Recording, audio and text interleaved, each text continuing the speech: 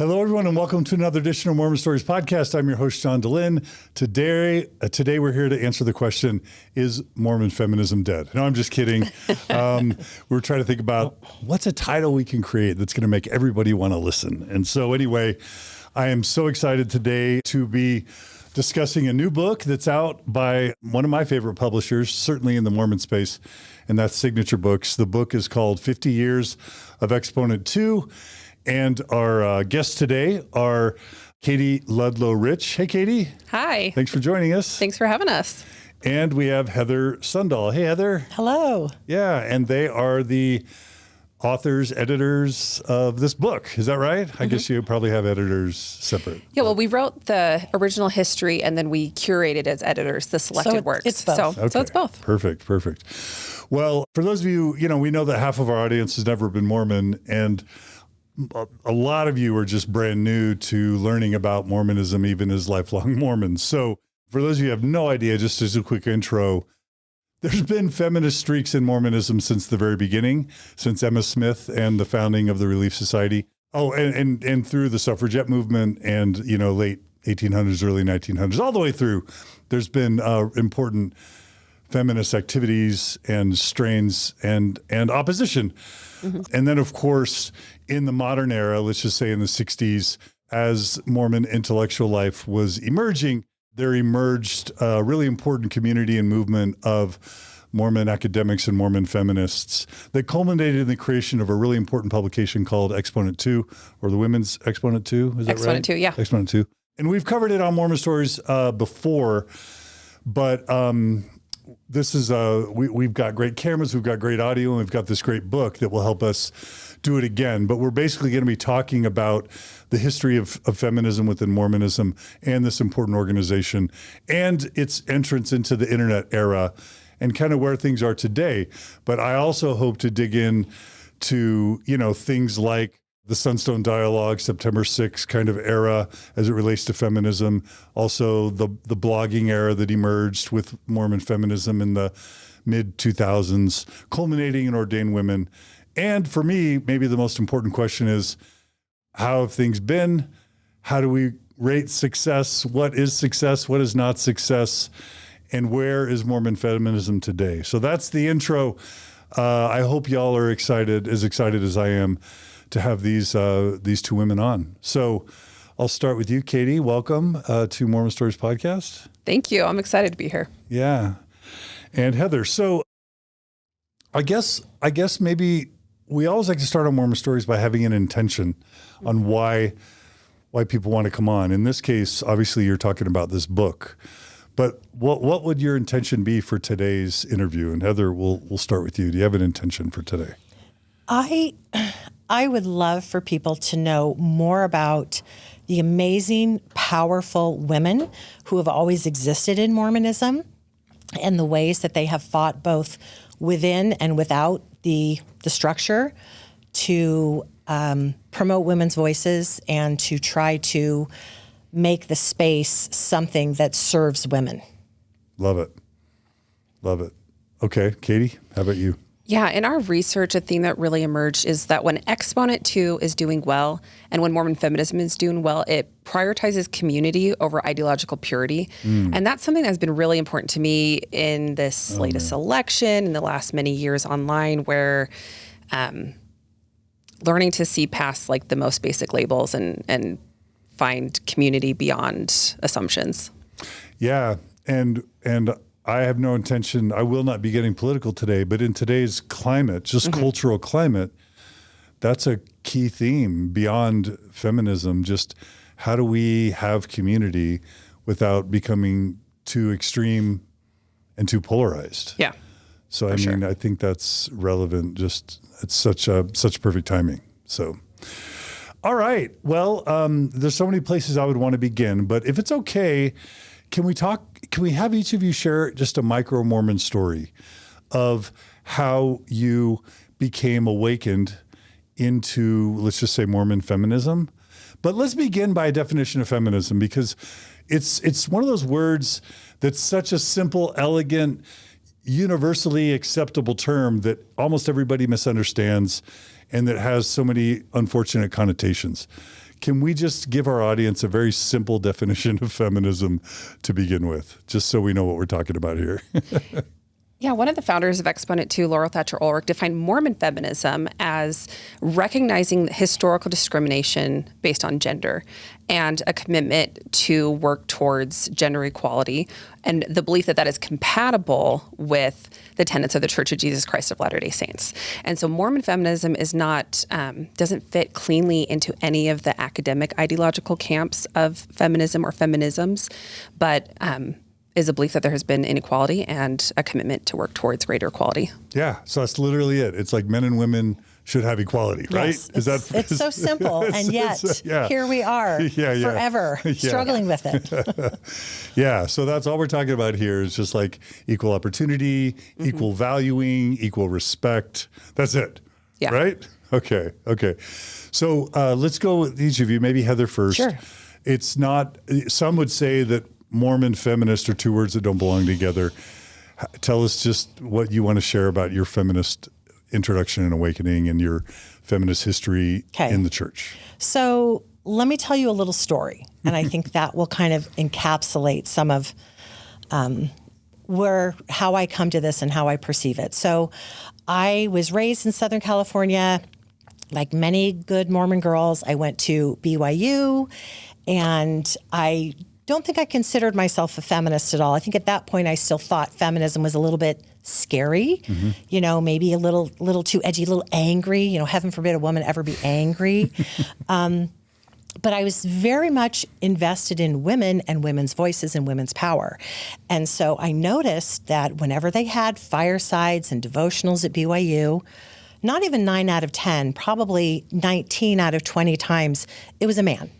That it's a man up there, and so the implication is that only men have authority, only men get to sort of speak, and that's where things are at. So one night there was a devotional, and it was a woman, and I was so excited. And I didn't normally even go to the devotionals at all, but I thought, I'm going to this. They're having a woman speak. I want to go and hear what she has to say. So I show up. I don't remember who it was. I don't remember what her topic was, but this one sentence that she said is, and this was in 1986. So we're talking, what is that, like 38 years? I was a junior in high school. Okay, yeah. So this is a long time ago. Yeah. This sentence is burned in my brain. She said, women don't have to become astronomers because they can sing Twinkle, Twinkle, Little Star to their children. Oh. And I just, I gasped, and then I went back to my dorm, and my roommate hadn't gone with me, and I'm telling her the story. She starts laughing. I start laughing, and then pretty soon I'm sobbing. And I'm like, what did I just hear? What is that really what they're saying? Is there no and, that you can do this and do that for women? And so it really put me on this trajectory where I was wrestling with, how am I supposed to genuinely study anything if I am just expected to, tell nursery rhymes and just be with children? And so that really pushed me that there's got to be something more. There has to be a better approach. This cannot be really what my creator expects of me. And so... Did you say you were at BYU at the time? I was at BYU. Okay, so that was a year before I went to BYU. And I just have to, not to even interrupt your story, but didn't Ezra Taft Benson give his famous talk in 1987, a year after that? Yes. Basically saying the woman's place is in the home. Yes, where he quotes President Kimball, come home from the typing pool. And I'm like, oh, come on, at least give me a better job to come home from. Come home from the laundromat. I'm like, what do you think we women are doing? Anyhow, so that started me on this path. And so after that, I really sought out feminist professors at BYU. Which is the time of Gail Houston and Cecilia Farr. Yes, Cecilia and I were buddies, Gloria Cronin. They were I ended up getting a master's. They were on my thesis committee.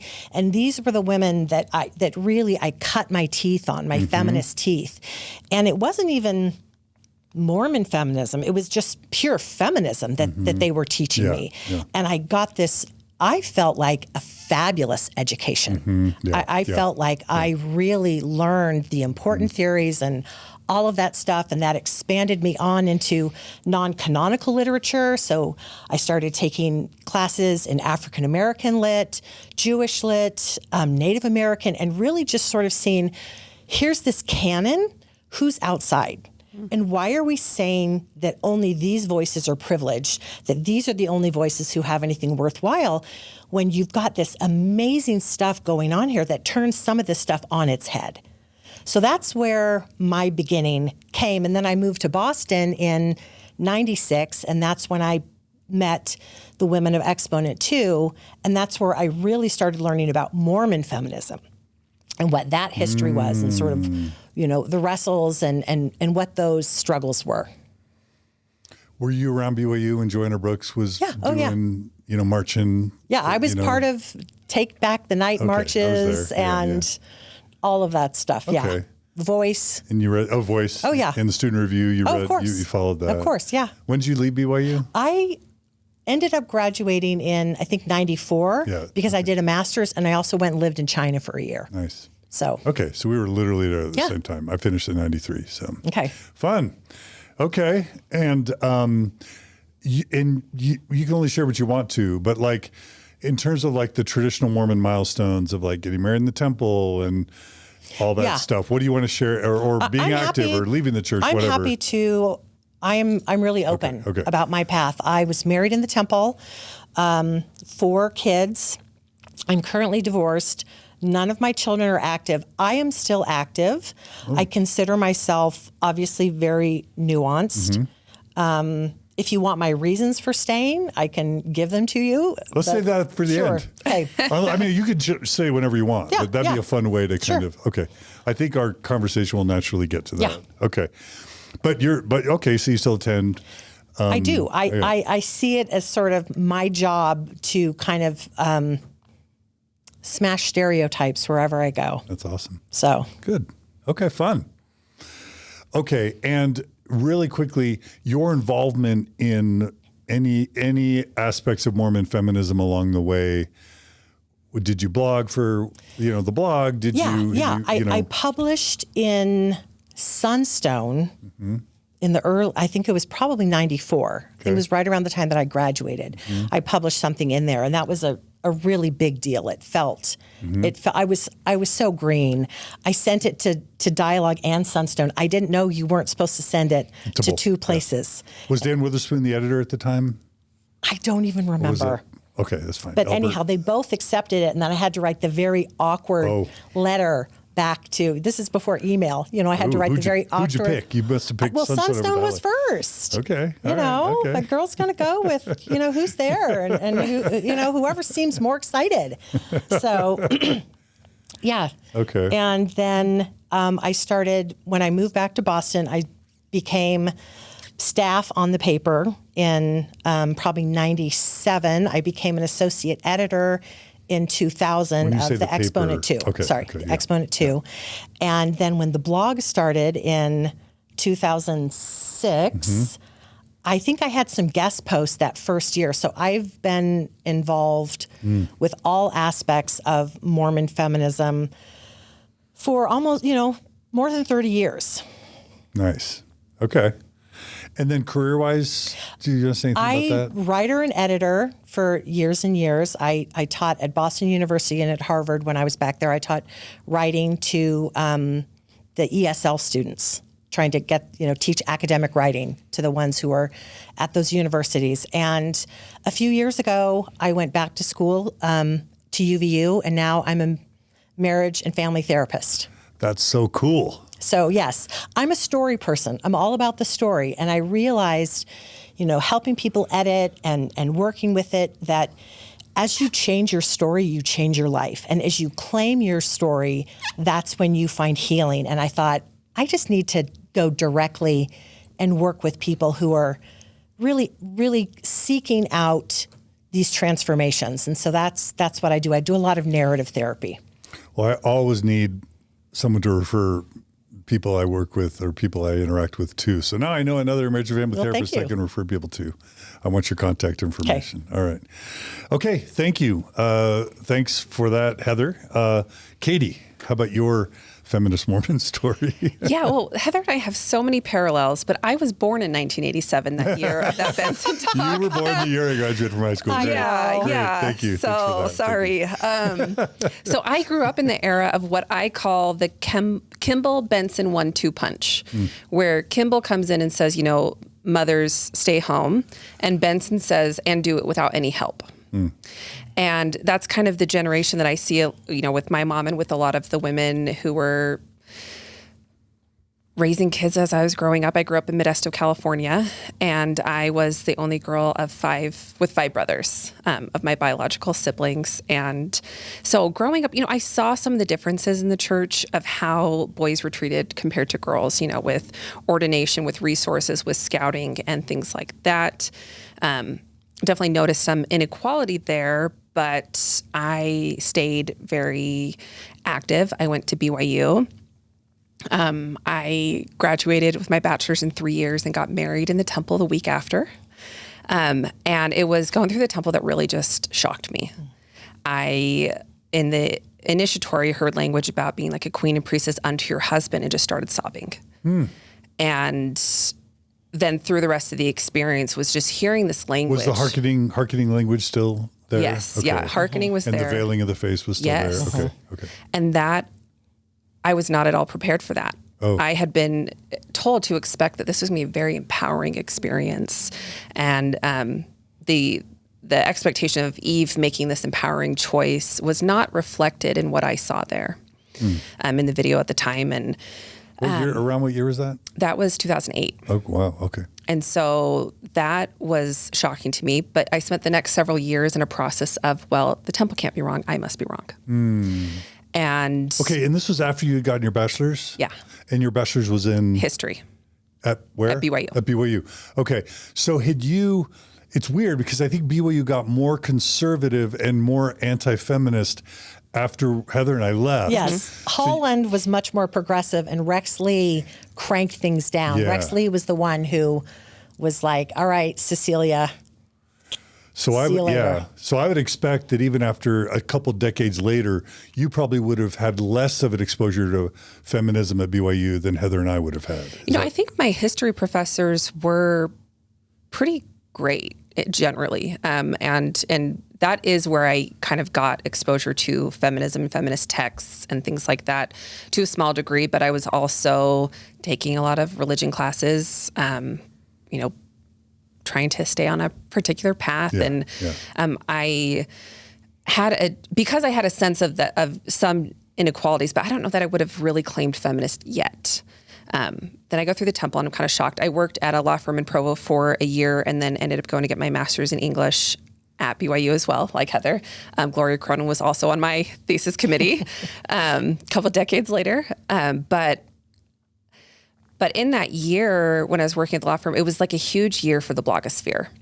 And it was like every couple had a little blog about them and their spouse, and just usually little scrapbook blogs, nothing big, but everyone would have like a list of the blogs that they followed on the side of their Blogger account. And that's where I started seeing things like Feminist Mormon Housewives and Exponent II. And because of my experience in the temple, I would kind of dip into these blogs. And it was really scary for me to see people who saw the same things that I saw. Because what I wanted right then was to be told, no, actually everything's okay. You are wrong, that this is fine. And you can keep believing the way that you did before without any change or discomfort. And that's not what those blogs provided for me. And so I would read between my fingers and retreat back to safer online spaces. And Heather's reaching out to touch. Baby Katie, it breaks my heart. And then I get my master's and I get more exposure to feminism and feminist texts. And from BYU? Yeah, okay, and just a broader education rather, liberal arts education and training on how to think critically more than any individual text. And I grow mature. I start having kids right after I finished my master's. 3 weeks later, I had my first baby. I have 4 kids now. Wow.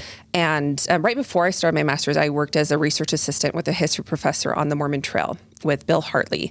But right before he retired, and I spent that summer researching trail diaries and coming across content that was different and outside of my previous exposure. Assumptions that pioneers were perfect was broken for me in a way that I think was really healthy to see real humans, real people, real problems, real complexity. And, I was able to ask questions and kind of start thinking more along those lines. But those questions kind of stayed with me as I became a stay-at-home mom. And I stayed interested in Mormon history and would read the books as they came out and kind of engage in some of these ideas, but was mostly just raising my kids.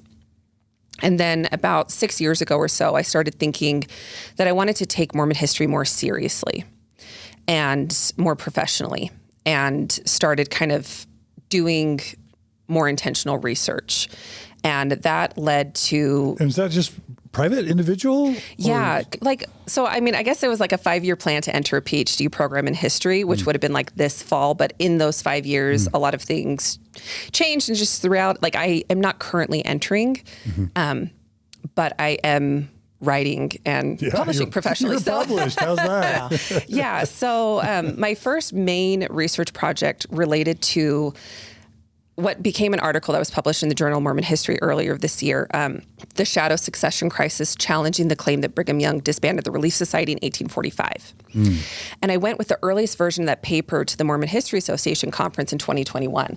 And that year and that conference was really huge for me. It was my first foray back into scholarship and into an academic conference since leaving grad school like a decade earlier. I had started as an Exponent blogger earlier that year. I did a couple guest posts in 2020, and I had been reading on and off since 2008, but I hadn't submitted anything until 2020. And then early 2021, I became like a regular blogger. And then at this conference, and this year it was still kind of COVID cautious. It was up at the Park City, Utah Olympic Park, I think it's called. And there's like skiers jumping into the swimming pools. pool. Yeah. And I got to meet other bloggers there in person for the first time, like Heather and Caroline Klein and Nancy Ross. And from across the courtyard, I saw Claudia and Richard Bushman. And Claudia is the founding editor of Exponent II. And I'm this new blogger and entering this Mormon space for the first time. And I have nothing to say to them. Like, I'm so intimidated by these like rock stars in Mormon history. I don't go introduce myself, but I have this moment where I'm like, Claudia's still here. This year, she just turned 90, so at the time she's like 87. And I was just kind of amazed and thought, the 50-year anniversary of Exponent's coming up, and as all of the editors were still alive. And I was like, we should do something to celebrate this anniversary, and maybe I can do something. And so I start thinking about that. I'm talking to my friend Rachel Hunt Steenblick, who was a co-editor of Mormon Feminism, and asking her about her book project and what that looked like, and start thinking about that over the next few months and start deciding, I do think I want to take this on. And so I reach out to Heather because I'm the new kid on the block. I'm like the one who's showing up for the first time at a Mormon conference. I'm a new blogger. I just have this passion and this interest, but I don't have the experience or the connections. And that's where I needed, the right partner for this kind of project. And The old veteran. so I approached Heather about it. And for me, the timing was right when I'm looking ahead at the ages of my kids. And my youngest just entered first grade this fall. And I knew that I wasn't going to be starting a grad program or entering full-time work in those years. I was like, I can do this book. Heather says yes immediately, but the timing was not exactly right for her. No, I was 3 weeks into my master's. And, when the last time you were in school was in 1994, and John, we're the same age, basically. Yeah. We weren't even really using computers. We had word processors, Yeah. which was like a fancy typewriter. Yeah. And so to go back to school and them to throw me on Canvas and all of this stuff, I was like, I didn't even know if I could do it. I was like, does my brain still work? After having 4 kids, after being out of this for so long, like I just was really like terrified. And then Katie approaches me. I'm like thinking, this is the worst possible timing. And yet the answer is not just yes, but hell yes. And a high five. I will be part of this story. I will be part of shaping this story. Nice. Beautiful. If not, y'all who, right? Yeah. So, Which is scary. Well, Because there's people out there, I'm like, no, I don't trust your version or your intentions. that's true. Yeah. So we decided to take on this project, but it was shortly after I had stopped attending church that we started all of this. Oh. I had essentially stopped believing traditionally back in 2014. I kind of stopped it's not you, it's me to actually no, I believe something different. And but I was in a mixed faith marriage, and Well, that was the year Kate was excommunicated. Is that a coincidence? no, or? yeah, it was a coincidence. Okay. Yeah, it was months before that. Okay. Yeah, I kind of followed along what was going on with Ordain Women, but I was not a part. I was just raising kids and reading and busy on my own, but not really engaged in any public Mormon feminism. Okay. So, but 2020 when everything shut down, and So you're saying you did 6 years as sort of a non-Orthodox believing Mormon, basically. yeah, and I went the intellectual route and the feminist route as a way to stay connected and engaged and intellectually honest, I suppose, with myself, rather than, but I would leave church very dysregulated. And it was a very common experience that people had, like leaving with headaches, leaving just stomach aches and not feeling okay. But when COVID shut down and my husband was able to see the difference in me when I'm not triggered and dysregulated every Sunday. Wow. And the experience that we could have just sitting our kids down at the kitchen table and talking to them about what we felt they needed to be learning and focusing on. And that kind of shifted the trajectory for our family. And so we left together, and so Heather and I kind of reflect much of what the Exponent community is. Like about half the bloggers are currently active and half are not. And that's similar with the magazine staff. You have many who are active, others who are not. And our community is a mix. And that is something that I think is like really different over the arc of these 50 years. While the founders were very much active members of the church, we now have this broad community of people who are staying connected to their heritage, but on a wide spectrum of belief. Love it. So did y'all approach Barbara, or I guess Barbara's predecessor, about doing this book with Barbara. Signature? Okay. Yeah. Barbara's so great. Yeah, so I got to know her. Tell how we approached Barbara, because I think this is very fun. So I hosted just a really small like Exponent and Friends thing at my house, just to get to know you. I invited some friends who I had sent the magazine to and I thought might be kind of interested. And I knew Barbara through the Mormon History Association conference and through Twitter, and was like starting to kind of become friends with her. And I invited her, and she like in this short period of time, like becomes executive director of Signature Books. And she had been executive director of the Mormon History Association. And so she comes over to my house for this little get together, and Heather's like, tell her about our book idea. And I'm like, I can't. Let's like, this do is it. like my friend. I'm not like, this is the perfect I'm time. not trying to pitch her. While you're playing Cards Against Mormanity. yes. Where everything is just kind of irreverent and raucous and everyone's having a good time. This is the perfect time. And so I'm like embarrassed because I'm like, that's not why I invited Barbara. But hey, Barbara, we have this book idea. She's like, yes, send me your proposal. I'm very interested in hearing more about this. So. Nice. Okay. So you wrote this book in how long? 3 years from deciding we were going to do it to it was out in print. That's amazing. Yes. That's very It was fast. intense. Yeah. It was intense. Fun. Beautiful. Well, beautiful stories. Thank you for sharing that. To me, it makes it more personal. I'm already super engaged. So the book, let's just talk about the book for a second. Why don't y'all just talk about what it covers, and then we'll kind of start digging in a little bit, just so people know what it covers. Yeah. So there's two main parts. The first part is an original history of the organization. And so to write that, of Exponent II. Yeah. So we interviewed over 36 participants, founding mothers and editors and board presidents and just contributors over the years. The archive for Exponent II is at BYU Special Collections, and they have over 30 boxes there. And so we took many trips to BYU Special Collections, which was nice because we both live in Utah and had access to that archive, even though Exponent was started in Boston. And we read the over 160 issues of the quarterly and thousands of blog posts. Thousands of blog posts. And yeah, thousands. Sent surveys to participants and editors to get their recommendations. And so we wrote a history of the organization starting kind of in the 1960s to when it was founded in 1974 to the present, the 50 years. And then we have 6 units of selected works that cover different kind of eras of the paper and a unit of the blog. Beautiful. Okay. All right. So I wasn't necessarily planning on talking about kind of pre-Exponent Mormon history, because there's a lot we could talk about with Emma and with the Relief Society and even the whole a gift given, a gift taken away kind of stuff that's all comes before the suffrage movement. Is there anything you guys want to say about early Mormon history or even mid-Mormon history, mid 20th century Mormon history before we start talking about Exponent? I think we should mention the women's Exponent. I think that's really perfect, essential. Let's start there. So let me start in Boston and how these women kind of first encountered the women's Exponent. Okay. So you have this group of women in Boston, and they're working on various projects. We can kind of, get into that. This is early 70s, right? This is in the early 60s and 70s. Yeah.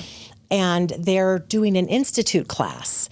They're going to be teaching on early Mormon history, the aspects that involve women. So someone's doing polygamy, someone else is, doing something else. And this woman, Susan Kohler, is in the Widener Library at Harvard, and she comes across this big bound stack of papers, and they are a Mormon newspaper, a Mormon women's newspaper called the Women's Exponent. And she's able to take them out and bring them with her, which is a little bit horrifying that they're just, handing over these things. And it is this suffrage. These women are suffragists and polygamists. Talk about bizarre. People say that Mormon feminism is, an oxymoron. Suffragist polygamists kind of blows my mind a little bit. And sometimes people aren't up on their history. Suffragist means they were fighting for the women's right to vote. For women's right to vote, Mm-hmm. yes. In England, it's suffragette, right. But here, they're suffragists. So there are Mormon women who are polygamists. Many of them, yeah. Many of them, not all of them, but many of them. Who were fighting also for the women's right to vote. Yes. Yeah. And so these women are looking at this, and they're seeing all these echoes. They feel like these women are kind of teleporting from back in time, saying, we're here with you. We're still struggling with these themes of religion and authority and patriarchy and compliance, along with pushing for advocacy for rights and for all of this. And they just felt like these were their spiritual foremothers. And so that was their sort of first connection, and that planted the seeds then for when they thought, well, why don't we have a paper? Why don't we now do something? That's why they called it Exponent II.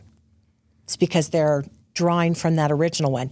Katie, tell a little bit about the order of how it went from Women's Exponent to the Relief Society, just so that people get a little bit of a sense of how women's voices have been represented or co-opted over the years in the Mormon Church. And before you respond, can I just ask for clarification? Yeah. Okay, so there was an original Mormon women's publication called The Exponent? The Women's Exponent. Okay, and what year was that founded?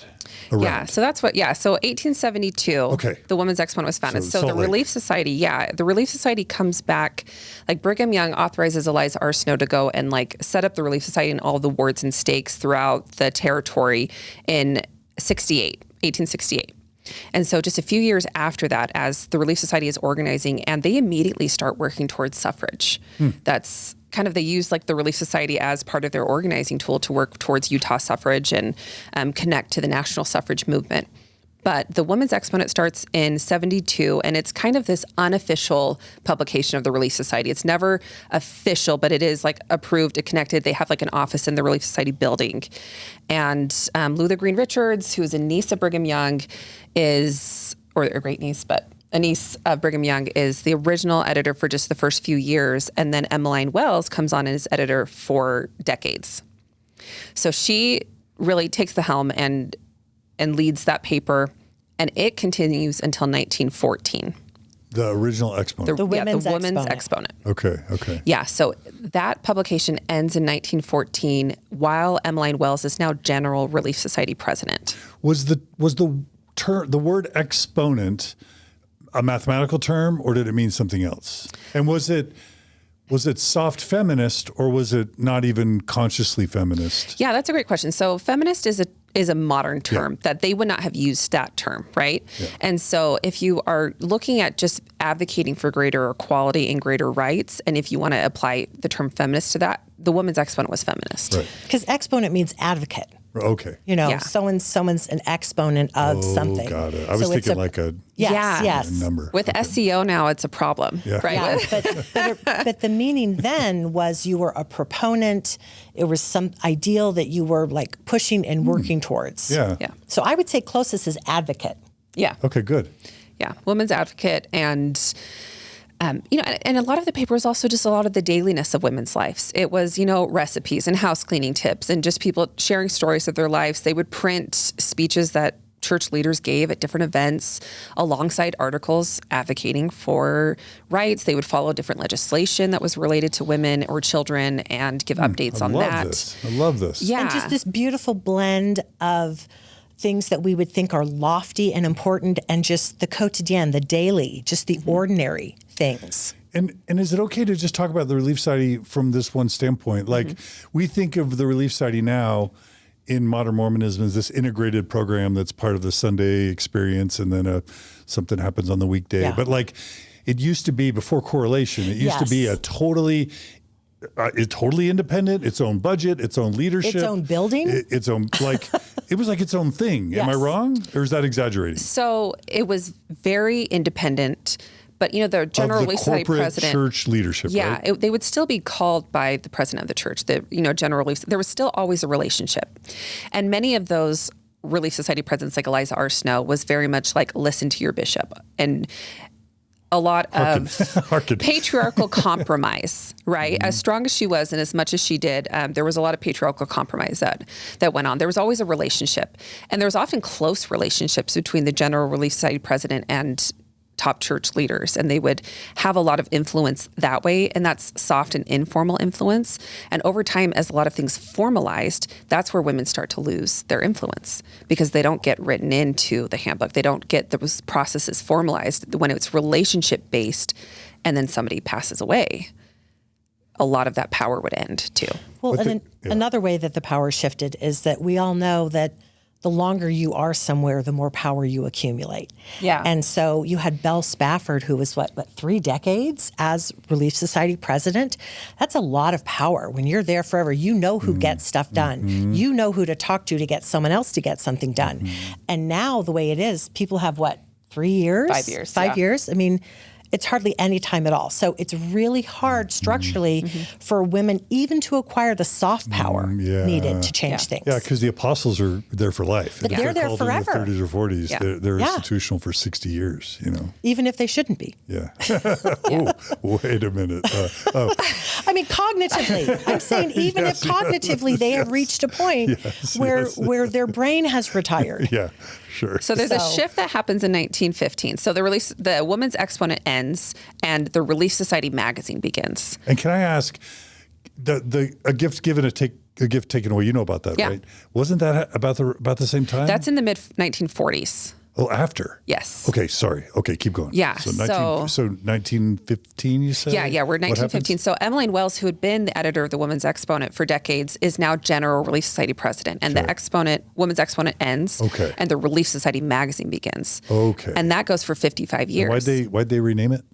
So, I mean, Because it became official. Yeah. Before, the Women's Exponent wasn't the official church paper. Okay. it was related. It was supported, but it was yes. not as official as now the Relief Society magazine, which is the official publication arm of the Relief Society. So now the Relief Society magazine is the voice of Got it. the church to women. Okay. And isn't it amazing how institutional memory works? Because it was a important church magazine for decades and decades. And then probably within 20 years, no one even remembered that it existed, women didn't know that the Women's Exponent even meant. Some people did, but a lot of people had no clue. Yeah. These total feminist women in the 70s find this other thing, and they're like, "What is this? And why don't we know about it? And surely why their is moms this and grandmas buried?" would have read it, Oh, right? absolutely. Yeah. And yet they didn't hear about it. So the Relief Society magazine continues until 1970, and it gets the axe as part of the priesthood correlation movement. And that's a really big year for a shift in women's institutional authority, because that's also when the Relief Society's financial independence was ended. Yeah. Because they used to raise their own money and manage their own budgets, right? Yes. Yeah, and we can touch on A Beginner's Boston, which was the big first publishing project that the women who started Exponent II did, and they raised a lot of money doing it. But that year, you see the First Presidency direct the Relief Society on both the general and local levels to hand over their funds to What year? 1970.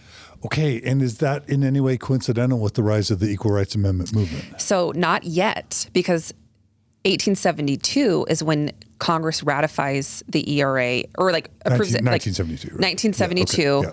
and that's when the national movement starts. Every state starts ratifying. So 1970. But there would have been talk about the ERA prior. And initially, women assumed that the church was going to support it because it wasn't radical. Yeah. It wasn't. I mean, if you look at the Utah state constitution, the language is very, very similar to what some people will even say that the ERA was based on that same language, that the Utah our state constitution of just men and women being equal. Yeah. Like, it wasn't radical until people decided this could be interpreted to be radical.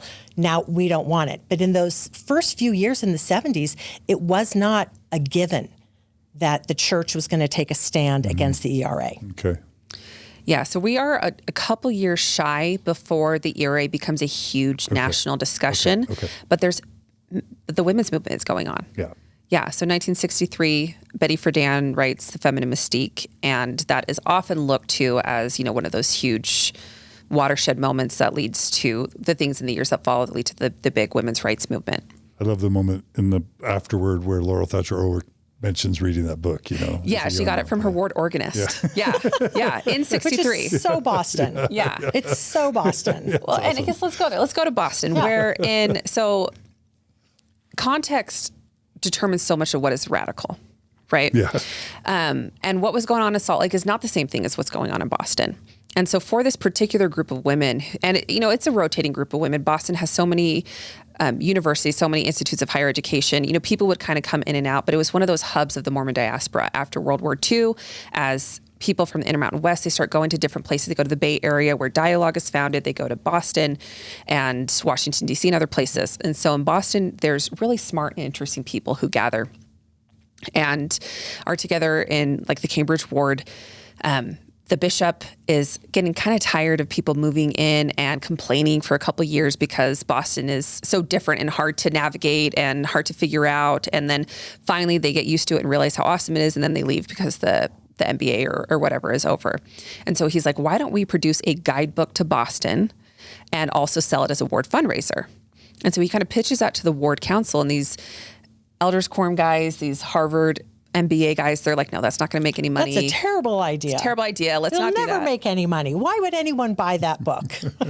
And then Bonnie Horn, the Relief Society president's like, the women will do it. She knew that Laurel was interested in doing it. So Laurel Thatcher Ulrich becomes the editor of the first guidebook to the city of Boston. And if you don't know who Laurel Thatcher Ulrich is, she is our patron saint of Mormon feminism. She's a Pulitzer Prize winner.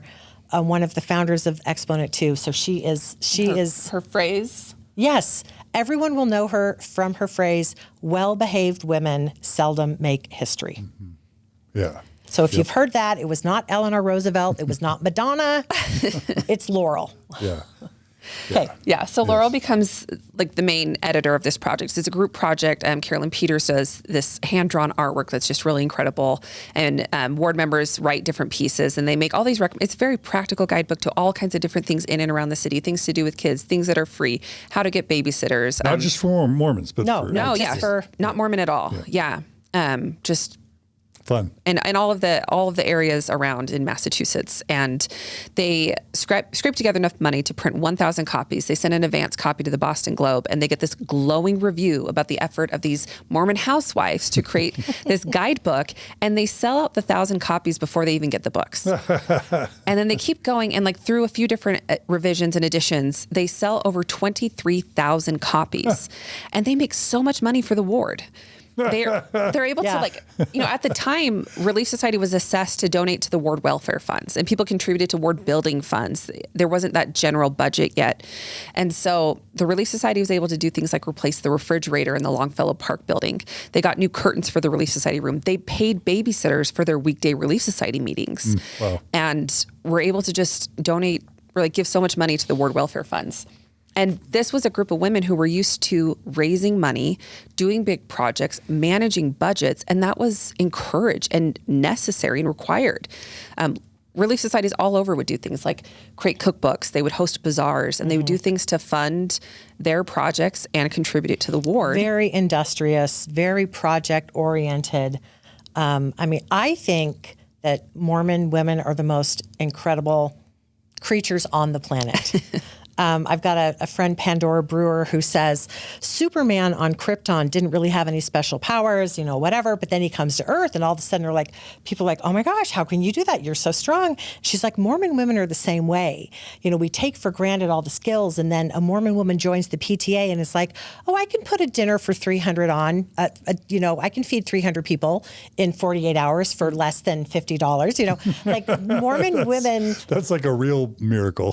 Seriously, Mormon women are amazing. They show up in these different spheres, and people are always like, how does she do that? She's Superwoman. How does she do that? And so these women were embodying that, and they loved the projects. They loved the satisfaction and the pride that came from taking on a task, learning new skills, and kicking ass at it. And no shade to our never Mormon women out there. No. But you have better boundaries. You have better boundaries. Probably better mental health. Yeah. Yes. Everything is a trade-off. Okay. All right. So these women are learning how to publish and write and accomplish these big things in the context of the women's movement that is emerging. And Boston is also one of the hubs of the women's movement. It's a hub of the social rights movement. So you have civil rights going on. Like Martin Luther King got his PhD in Boston, and he met his wife there. And in 65, I think it is, he leads a march of 22,000 people to Boston Commons to protest against racial segregation in the schools. You have the anti-Vietnam War movement, which is huge in Boston. In 71, there's like the march from Lexington to Concord, and it's like Battle Green Vietnam, the biggest protest of Vietnam vets, or led by Vietnam vets, rather. Malcolm X spent a lot of his adolescence and early adulthood, I think, in Boston too. Yeah.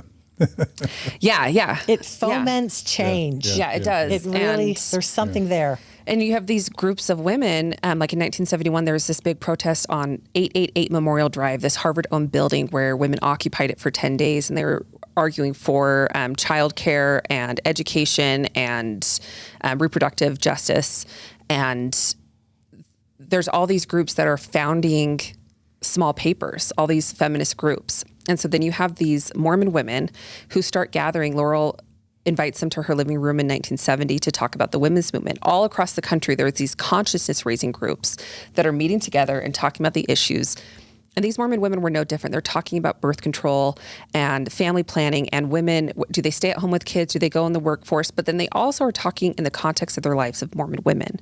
Like, do I need to accept any calling that's asked of me? Am I allowed to say no to that? What does it mean to live for others? Is that something I'm supposed to do, or is that like self-erasure? And they fight with each other. Like, they come to feminism from these different entry points and perspective. There's intense disagreement. People feel passionately about their own choices. And when someone tells you they've chosen something different, it can feel very threatening. Claudia Bushman says that people would get headaches and leave in tears, and that these meetings were miserable. Wow. I love that. Yeah. Like, sort of. Yeah. I mean, and so Judy Dushku at the time, so she starts joining the group when she is not yet married and doesn't have children, while Claudia has 5 and then 6 kids. Laurel has 4 and then 5 kids. And Judy's this single new professor at Suffolk University, a professor of comparative politics, and she's engaged in these consciousness-raising groups with non-Mormon groups, and she's bringing these radical manifestos from these groups, and she's bringing these ideas. She's taking her students from Suffolk over a couple blocks down to Boston Commons to see all the different protests and demonstrations going on, just to hear be exposed to different arguments. And so she's like this radical single woman with this group of like stay-at-home moms whose husbands are in bishoprics and stake presidencies, and she's like this radical one. And all of these different women she's the mom of Eliza Dushku, Yes. right? Who was Yes. on what? Buffy the Vampire Slayer? Yes. Not to minimize her contributions, but No. for those who are into pop culture, Yeah. this is the same Dushku. basically. Yes, yeah. Eliza, is the actress. Yeah. So Judy is the radical, and then you have all these other, and they all just have different perspectives, and they're not agreeing, and yet it's really meaningful to them to be able to speak openly about these issues. And so Claudia is wanting to direct their energy towards something productive. And that's where the idea of doing a women's issue of Dialogue, a Journal of Mormon Thought comes about. And that leads to the 1971 Pink issue. So Dialogue had been started by Eugene England around, 68-ish? 66, I think, 66, okay. Yeah. Dallin H. Oaks was one of the founding advisors to it. But it's basically a Journal of Mormon Studies. And so within 4 or 5 years of that, these women in Boston get the idea of doing a pink issue of Dialogue dedicated to feminist issues, right? Yeah, the women's issue. So Eugene England comes out. Shelf. Oh, I love it. They're hard to come by. Yeah, I've got one. I got a copy this year at the silent auction at the Exponent Retreat, and I can't believe that I have my own actual copy of the pink issue, like the physical. Yeah, it's a special thing. It's a special collector's item. So Claudia pitches to Eugene England that this group of women, Claudia started her PhD at the time, but most of these women are stay-at-home moms. And she's like, we want to do an issue. And she expected it to be a really hard sell, but right away he's like, yeah, go ahead. Great. Before it actually goes to print, Eugene steps down as editor, and Robert Reese becomes editor of Dialogue, but he honors the agreement. And so they spend these years. So it's Claudia Bushman and Laura Fletcher Ulrich as the editors. They solicit work from people all over the country. They have like historian Juanita Brooks. They have people in Chicago. They have church historian Leonard Arrington submit. They have poetry. They have lots of different kinds of writing, and they put together this issue. And then Bob Reese criticizes them of not being feminist enough. Yeah, it's Bob. Seriously, he would be so embarrassed. Bob's a character. He is. I love you, Bob. One of the things that as we were researching this book, that it became so apparent. So Exponent was formed on these dual platforms of Mormonism and feminism, and it was so interesting to see how those definitions kept expanding or were challenged. And so you've got these women who are calling themselves feminists, and then you have a man saying, yes, you're not feminist enough. And they're like, what do you mean? You don't get to tell us what it means to be feminist. I mean, I think he wanted them to talk. He's like, why aren't you talking about priesthood, or why aren't you talking about Heavenly Mother? And it's like, you don't have to burn a bra to be a feminist. Like, don't. And also, we've talked about how it's the same with Mormonism. You don't get to tell me what it means to be Mormon. Katie is Mormon.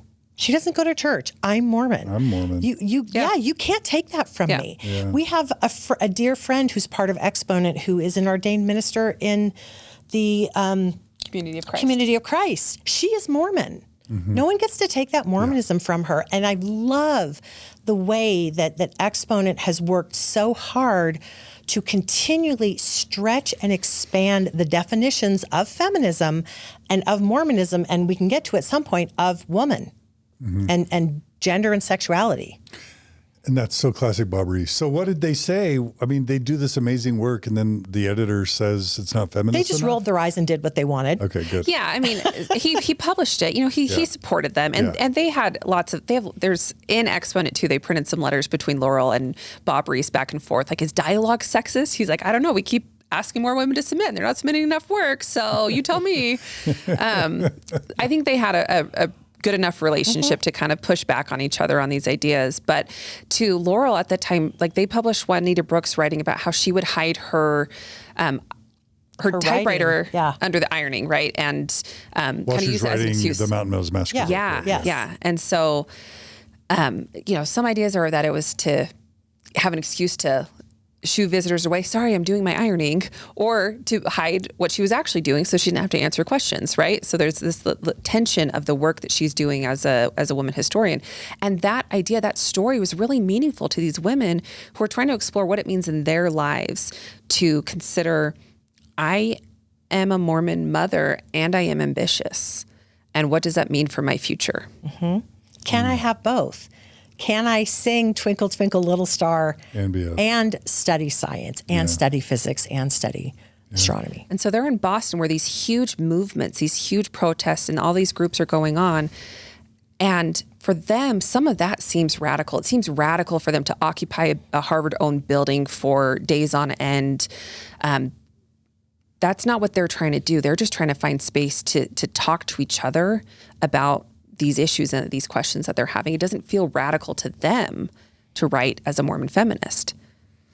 So I'm curious, when they came out with that issue, the 72 Pink dialogue issue, did they consider things like asking for the priesthood, some of the more radical sorts of topics? Was it something they consciously considered and just decided for whatever strategic reason not to include? Or was it just not really the type of whatever Bob thought they should be including, which is ridiculous? Were the things that Bob thought they should be including things they intentionally chose not to include, or were they just not really on their minds at the time? I don't think it was on their minds yet. They were in a stage of finding their voices. Some people talk about how that issue was transformative in their lives because they had never published like that before, many of them. And so shortly after that, though, so they published that in 71, and then in the fall of 72, the director of the LDS Institute in Cambridge invites them to teach an institute course on Utah history, which Heather mentioned already. And that's when they, Claudia now credits Bob Reese as kind of being a spur to get them to consider these issues more deeply. And so it's in that process that they spend more time researching some of those issues like polygamy. They don't get deeply into women in the priesthood yet. That doesn't really start. That's not something that they focus on quite yet. But broader topics of women's history and women's rights. Okay. And so in this timeline, so you have the original Woman's Exponent, and then it becomes the Relief Society magazine, and then that is disbanded in 1970, and then the Ensign comes out. And so with the Ensign coming out, and I don't think that the church was like, let's silence women. Let's, I think they're thinking, let's just have one size fits all. Let's streamline. We're globalizing rapidly. Yeah. We're growing by millions over these decades. We're trying to have building programs across the globe. Let's figure out how to finance this in a way that makes better sense. And so let's condense finances. It wasn't part of some vast patriarchal conspiracy to silence women, it's just but they were silenced. Women just weren't considered in the decision making. They weren't considered. And when you're the dominant, when you're male, white, able-bodied, neurotypical, whatever those things are, that's the norm. And you just assume that the way you look at the world is the way that other people look at the world. And I think that these women were feeling like they had lost some voice. They didn't find themselves in the Ensign the same way that they even found them in the Relief Society magazine, which wasn't feminist or radical, but it was women's voices. That's an interesting piece of the puzzle, that the Relief Society magazine ends in 70. Mm-hmm. And so the Exponent II picks up in 70. 74 is when they start. But you can see where they're realizing it ends in 70, and you're thinking, they're seeing we've lost something. Yeah. There is not a space where women are in charge and they get to decide what they say. And why is that so radical? I mean, it just blows my mind that this idea of uncorrelated women's voices could somehow be really radical. I'm dying to know, and I'm probably going to ask you a question you don't know. Those, there would have been women in the 60s that were behind the Relief Society magazine. At some point, they were all told that magazine was going away, and I'm sure they felt really strongly about it.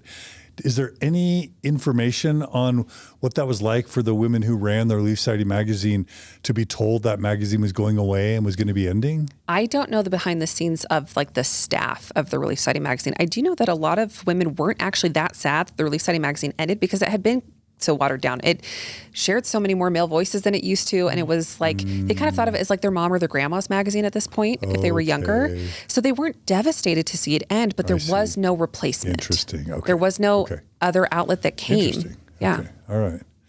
Okay. So the Pink issue in 72, and then should we talk about the formation of the Exponent II in 74 then? Yeah. Did the Pink issue cause problems? I think it was really exciting for this group of women. They didn't start getting pushback from Salt Lake for their efforts until 75 after they found Exponent II. Okay. Yeah. Okay. So let's talk about the founding of Exponent II. Yeah. Yeah. So they had found the women's exponent researching for that institute course that they were teaching, right? And there's all of these other feminist groups that are making these little kitchen table style publications. It's all around them. They have the history of Mormon women having a publication like this, so it doesn't feel radical to them when they decide, like, let's try this, let's take this on. Stephanie Goodson she had experience in journalism, and they wanted her to become the first editor of Exponent II, but she had just been called as Relief Society president. I think she had a new baby. She goes to the bishop and is like, I want to become editor of this paper that I'm starting with my friends, and I can't do all of these things at once, so I need to be released from this calling. And he says no, and she like pleads with him, like, please, like I feel very strongly I want to do this. I've prayed about it. This is what I feel like what God wants me to do. This is where I feel like I'm called. And he says no, and she accepts that, and so Claudia Bushman becomes the first editor of Exponent II out of that process. And she credits Richard. So there's all these different origin stories. 50 years later, people have different perspectives of how it founded. Women are talking about it together in these groups. But for Claudia, her story is that she comes home from a project that she did with her friends, and she tells her husband, Richard, like, everything we do turns to gold. Like, what should we do next? And he says, well, you guys should start a newspaper. And so for her, she credits Richard as being so supportive in this effort as she takes on becoming editor of this paper. But her friends, like, they were already working towards this and talking about it. And when you talk to other women, they're like, no, Richard didn't start this. This was not their Richard's origin story. Yeah. Yes. But I kind of love the tension that you get between narratives, that there's not, with almost everything, there's tensions. Memory is very fluid. It's, one of the least reliable things is an eyewitness. Yeah. Yeah, absolutely. So, yeah. Okay. Wow. So in 74, Claudia starts Exponent II? She becomes the founding editor. Yeah, there's this group of women, a group of what we start to call founding mothers by the 10-year anniversary. But these founding mothers, they do all these different pieces. They open the bank account. They do the legal filings. They have a post office box. They start, choosing different columns that they're going to lead. They solicit contributions from people all over the country. So for the first 3 decades of Exponent II, it's produced in Boston. But from the very beginning, it's getting pieces, like writing, submitted from people all over the country. And so it's Boston produced, but it's this really national platform of Mormon feminists, and it starts connecting these dispersed pockets. And they naively expected people were going to be excited. They were so proud of what they'd done, and Dallin Oaks submitted something for the second issue of Exponent II. Of Exponent II, What? A chunk of a speech that he gave on women in education. So we love that. We love that. What happened? Exactly. What happened? Exactly. So these women were, again, it's so much of its perspective. They're thinking what they're doing is so tame compared to the stuff that's going on around them. Yeah. They're not having sit-ins or starving or, demanding X, Y, and Z. There's no marching in the streets. They feel that they are, in fact, supporting and really giving a value add to Mormon women, and that the church would be so proud of them if they just knew. And so especially because they're just bringing back something that was, which was a solid part of Mormon history from almost the very beginning. And doing that same pattern where some of it is kind of like recipes and poetry, and some of it is, advocacy work, but it's just this really non-threatening, lovely blend of women's voices. And they're like, why? I know what we're going to do. We're going to flood the church office building, and they're going to be so excited. I just can't wait for them to see these and share it with their wives. And we are just going to bless the church through our efforts. So they sent a bunch of issues. The first issue, or the first issue? Okay. They printed 5,000 copies. They created mailing lists from anyone that they knew, all like friends and family members. They send them stacks. They give it to all of your friends. They're so ambitious with these 5,000 copies. They actually printed it from money they got from a grant from the church history department to turn their institute lectures into a book, which became. Thanks, Leonard Arrington. Yeah, thanks, Leonard Arrington, for printing Exponent II. Because he would have been the church history head of the church history at the time. Yeah. So they had this grant of $300, and they were so frugal they hadn't used much of it, so they used it to print the first issue of Exponent II. They sent a bunch of copies to the church office building. And then they are told in no uncertain terms, never do that again. Ooh. And then by early 1975, they hear also, for good measure, cancel any subscriptions to any general authorities, even if they were gift subscriptions. Oh, wow. Okay, wait, we got to slow down. So Yeah.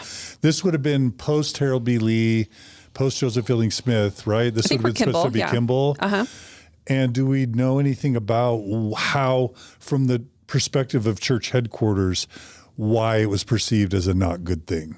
We know a little bit from the journals of Leonard Arrington. Oh, yeah. What So early in 1975, he is called into a meeting with a couple of apostles, and he's told that they are concerned about dialogue and that they are concerned about Claudia's Women's Lib magazine back in Boston. And they don't expound, or at least in his journal, on what they mean about their concerns about Exponent. But we know that the apostles are aware of it and are talking about it and their concerns about it in partnership with dialogue. From that meeting, Leonard has to tell Maureen Ursenbach Beecher, one of his historians, to pull an article on Eliza R. Snow that she had submitted to dialogue. And so she has to pull that article. Because she was one of his employees in the church history department? Yeah, and the apostles are saying we can't give any indication of support for dialogue or for, well, I guess they don't say Exponent yet because these women keep contributing to Exponent for a number of years, like Maureen and Jill Mulvidur and other historians still contribute to Exponent, but they're not allowed to contribute to dialogue after this point. And so Robert Rees writes to Claudia and he's like, I hope this isn't like some big blacklisting, but what do you think about this? And so that's kind of the first rumblings. That might be around March of 75 that Claudia gets that letter. So this is probably an obvious question to y'all, but I need to understand it better, and I'm sure my viewers and listeners will want to know.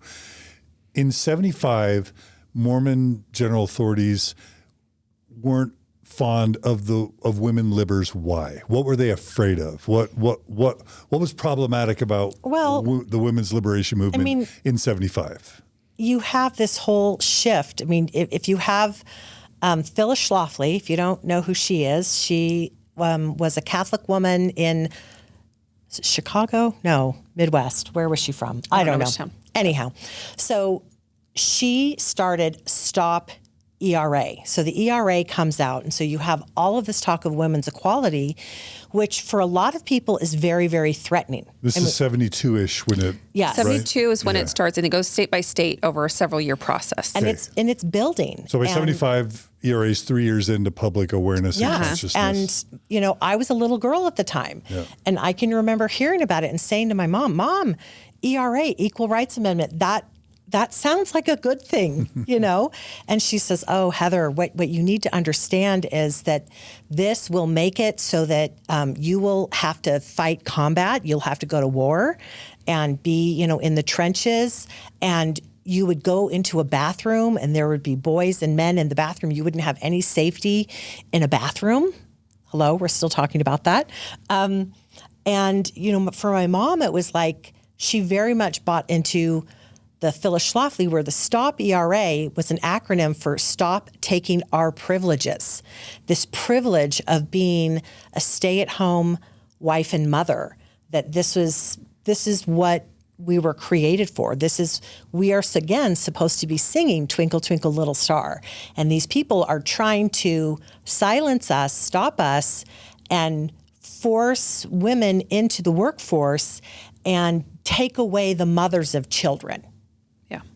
So it's this very scary prospect that sort of goes against the whole, in the 70s, you also have the families are forever. You have family home evening. We have this real focus on the nuclear family and sort of us against the world. You get all this the world talk happening in the 70s. And strengthening the priesthood position of men in the home to be leaders of the home in order to keep men engaged in the church as well.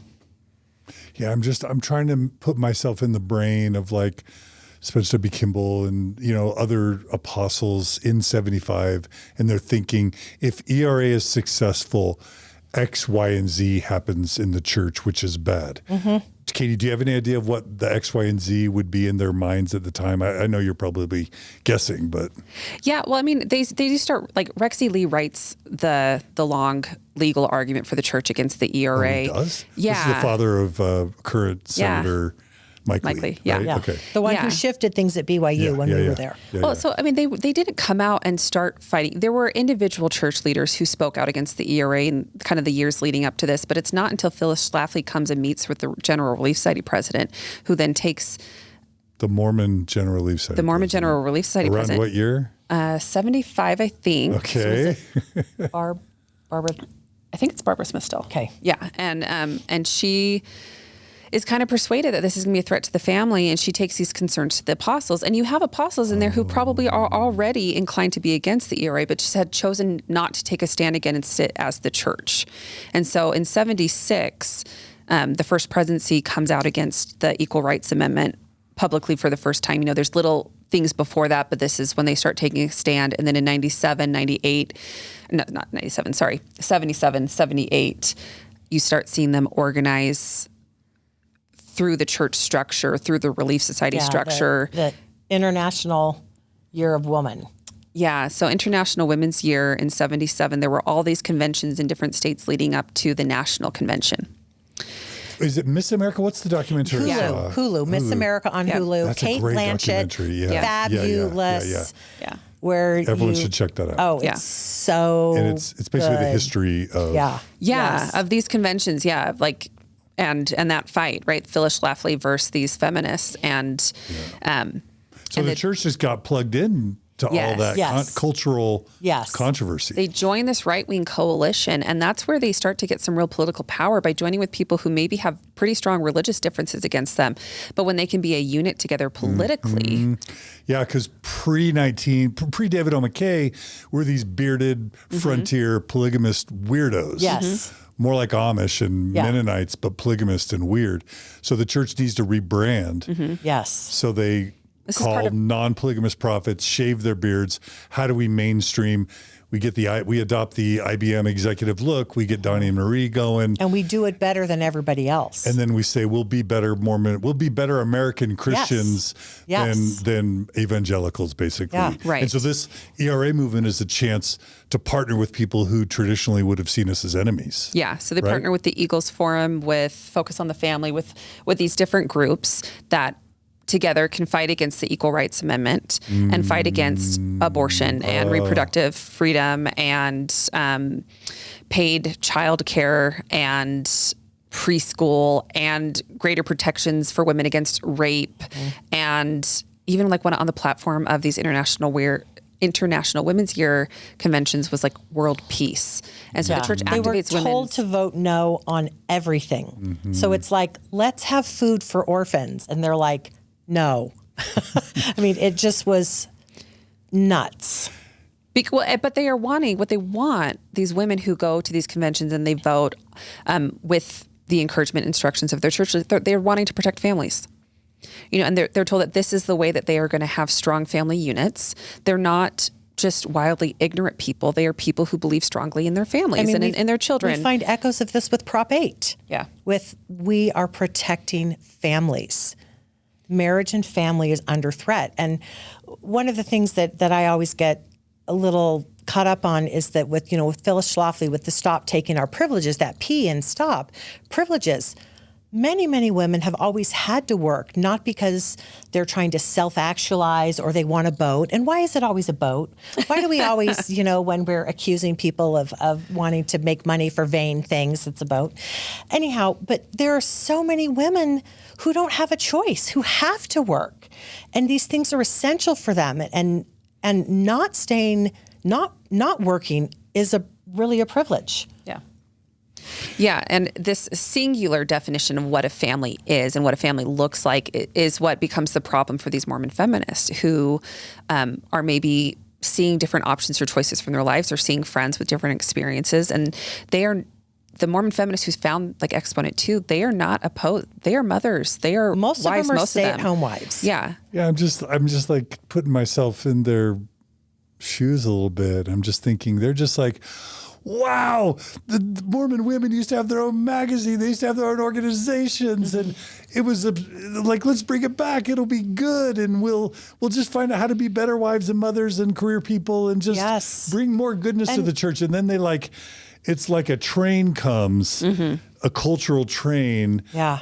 and just makes those good intentions all of a sudden present to church leaders as sort of enemies to an existential threat to the church. Yes. And they're right? Yes, and their spiritual foremothers, the women in the Woman's Exponent, they're going back east, getting college degrees, getting medical degrees. They are going back and working with Susan B. Anthony on suffrage issues. I mean, these women are not typically staying home, and part of it's because polygamy would allow them to leave the home and still have someone there to manage things.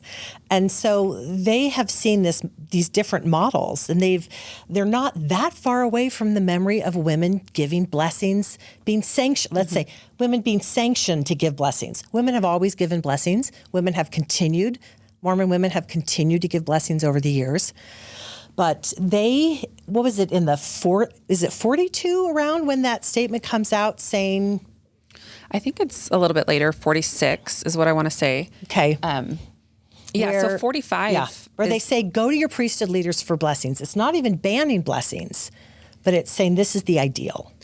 And this, I'd want to double check the details, but I think 45 is when Heber J. Grant dies, and he's our last polygamous prophet. So by the time he becomes president of the church, he only has one living wife, but he was the last one to have lived polygamy, and that's all the way until 45.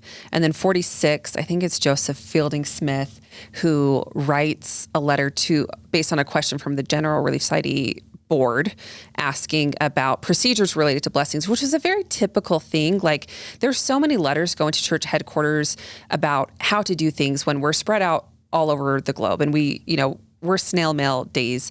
And so men, women, everyone's writing and asking about policies, mission presidents, they're writing about all kinds of things. So it's not an unusual thing for a group to write the First Presidency or the Quorum of the 12 to ask about something. But this question leads to him saying it's better to call upon the elders rather than to have women give blessings, which they had been authorized and openly doing for a century. Healing blessings with oil. Healing blessings. Yeah, and washings, like anointings. Yes. But so even in 46, they're not banned. They're just saying you really should look to the men to do this. Yeah. And I can't substantiate this, but somebody who has done some research told me that 1968 was the last time that something about women giving blessings was mentioned in the Relief Society handbook. His letter makes it into the Relief Society handbook, right? Okay. And then it kind of drops out of there. So that becomes the thing. The thing that makes it into the handbook for women giving blessings is the discouragement to do it. And that continues for a couple of decades, and then that's no longer reprinted in there. And women are also losing the living memory of doing that. Like, the practice declined for the decades leading up to his statement as modern medicine becomes more available, as there's the progressive area, as there's this industrialization. Women are leaning more into modern medicine than they are to the more mystical healing. But especially around the time of childbirth, it was still common for a woman to get blessed by other women leading up to giving birth. And for those who are interested, and Julia, for the show notes, the article that I referred to at the beginning, it's called A Gift Given, A Gift Taken. Okay. A Gift Given, A Gift Taken, Washing, Anointing, and Blessing the Sick Among Mormon Women by Linda King Newell. That's one of the most mind-blowing articles I've ever read in Mormon studies. She's amazing. Her book on Emma Smith is just... Which is Mormon Enigma. Yes, it's just amazing. Yeah, okay. So it's in between the 40s and the late 60s where the church starts disempowering women from their priesthood power. As late basically. as 68, there was mention of women giving blessings, albeit discouraged, still mentioned that it's a thing. And so this would be in these women's memories. This is something that they remember, whereas most women now, if you were to ask a lot of LDS women at this point, they would say, oh, no, women never gave blessings. Maybe someone blessed an ox once. Right. Or they will probably have a story that they heard from a grandma or from a ward member and just view it as so particular to a radical, rare situation that they discount it as something that they can do. Yeah. Okay, so by the mid 70s, these well-intended, faithful, thoughtful Mormon women in Boston just collide with cultural wars around the emergence of feminine, power, empowerment. And so they're warned in 75 to what? So 75, there's these steps that go. So Claudia first gets that letter, and then there's a meeting of the Exponent II staff where their Bishop Romish, and Richard Bushman as stake president attend the meeting. And he's coming as an emissary from phone calls he's got from Salt Lake from Apostle L. Tom Perry. So first Bishop Romish is like, look, I'm not here to upset the apple cart, but we're having these concerns. You can't use the church building for Exponent II purposes. And they're like, okay, well, is this a universal policy? Like, what about Daughters of the Utah Pioneers? Yes, people have meetings and hold dinners and events for DUP. So are they allowed, but Exponent isn't allowed? Like, what are the rules? And what about the men going to play basketball during the week? Like, that's just an informal, like, are they allowed to? And he's like, well, I mean, I guess it'll have to be a universal policy. Like, he is this kind, great bishop. They have a great relationship with him as from all accounts, but he's being told, like, they can't be handing out the magazine or the paper at the time at church, and they can't be using the church building. And then Richard Bushman has gotten a couple phone calls from L. Tom Perry. One, don't ever again flood the church office building with copies of Exponent II. That's not okay. And then the second thing is Claudia Bushman kind of gets in trouble because there was an article in the Boston Globe about the LDS Church in the Boston area. And they interview her because she's wife of the stake president at the time. And she says that Richard is wanting to, he's like seeking permission to call Black members of the church on missions to let Black members serve. And of course, this is pre-78 where the revelation on the priesthood changes. And so there's still the priesthood restrictions on race and on temple practice for Black members. And so she talks about them, like how many white members of the church want this to be changed. They're told it needs a revelation, but they want this to be changed.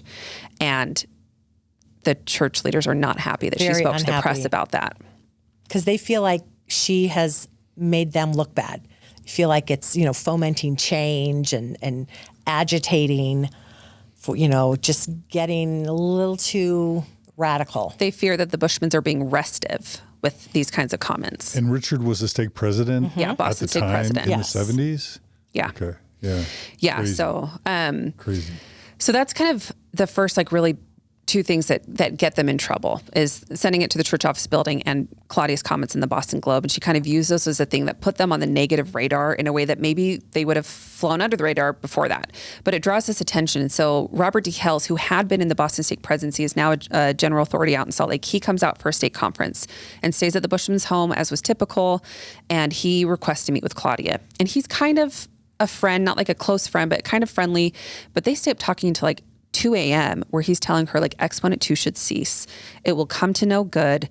You got to look out for future callings, for Richard's future callings. Yes, He could be a general authority. You're sabotaging your husband's church career. Mm-hmm. Do you really want to be the thing that holds him back? Mm-hmm. Yeah. So he tells her that she really needs to resign. And so she kind of sits. Who tells who? Robert D. Hales Tells Claudia Bushman that she should I wasn't resign. Sure if you were saying Richard told No, Claudia. no. No, yeah, not Richard. Yeah. Okay. As far as I know, he stayed supportive. Of Claudia. Of Claudia. Yeah, of Claudia. Yeah. And he's on the board of Dialogue at the time. And nobody cares. Nobody cares. The stake president is on the Church board. leaders don't care that Richard Bushman's on the board of Dialogue. Yeah. Okay. But because it's women, uncorrelated Yeah. women are a lot scarier than uncorrelated men. Yes. That's the message. Yeah.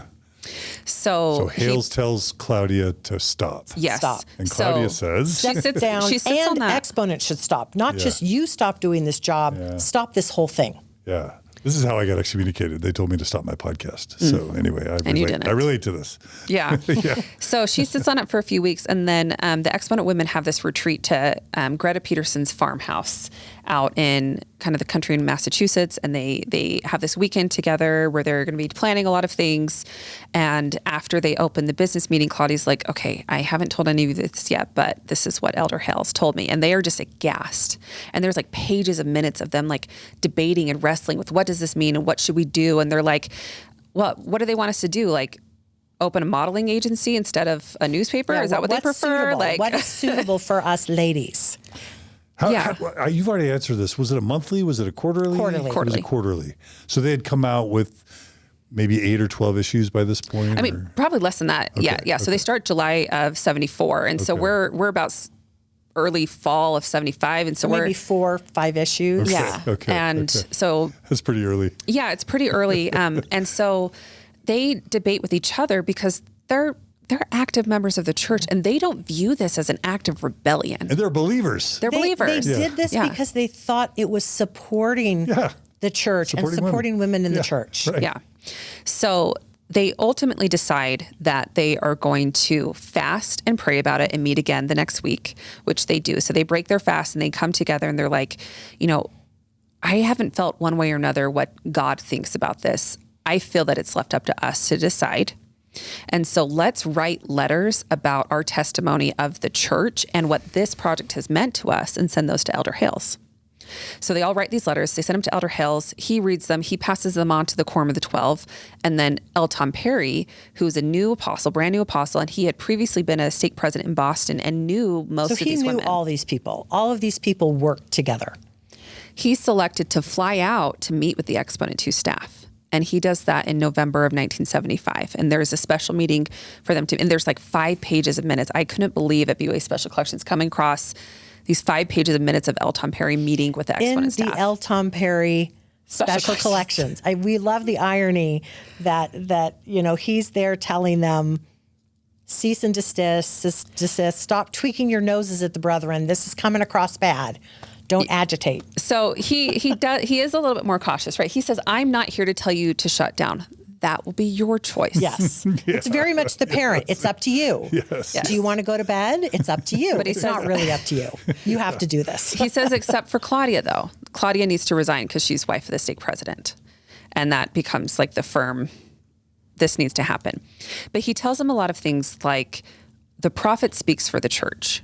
We have one prophet and you need to let him speak for the church. You do not speak for the church. Which they weren't trying to do. No, they were speaking for themselves. They were never saying, this is what the church thinks. They're saying, this is my experience. History repeats itself. I know. I'm like, does any of this sound familiar? Oh my gosh. Okay. He tells them that they should not do anything that's going to blow up people in the press, like the church and the press, Don't to make cause us look conflict. bad.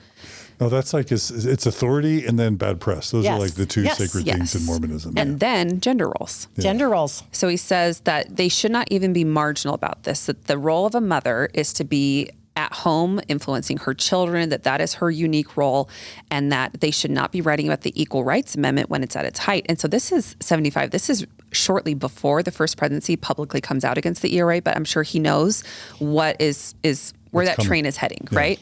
And he tells them not to be writing about the Equal Rights Amendment shortly before the church starts their huge church effort to help stop the Equal Rights Amendment. Which they did. Do either one of you know, this may seem like a weird question, what year the CTR emblem came out?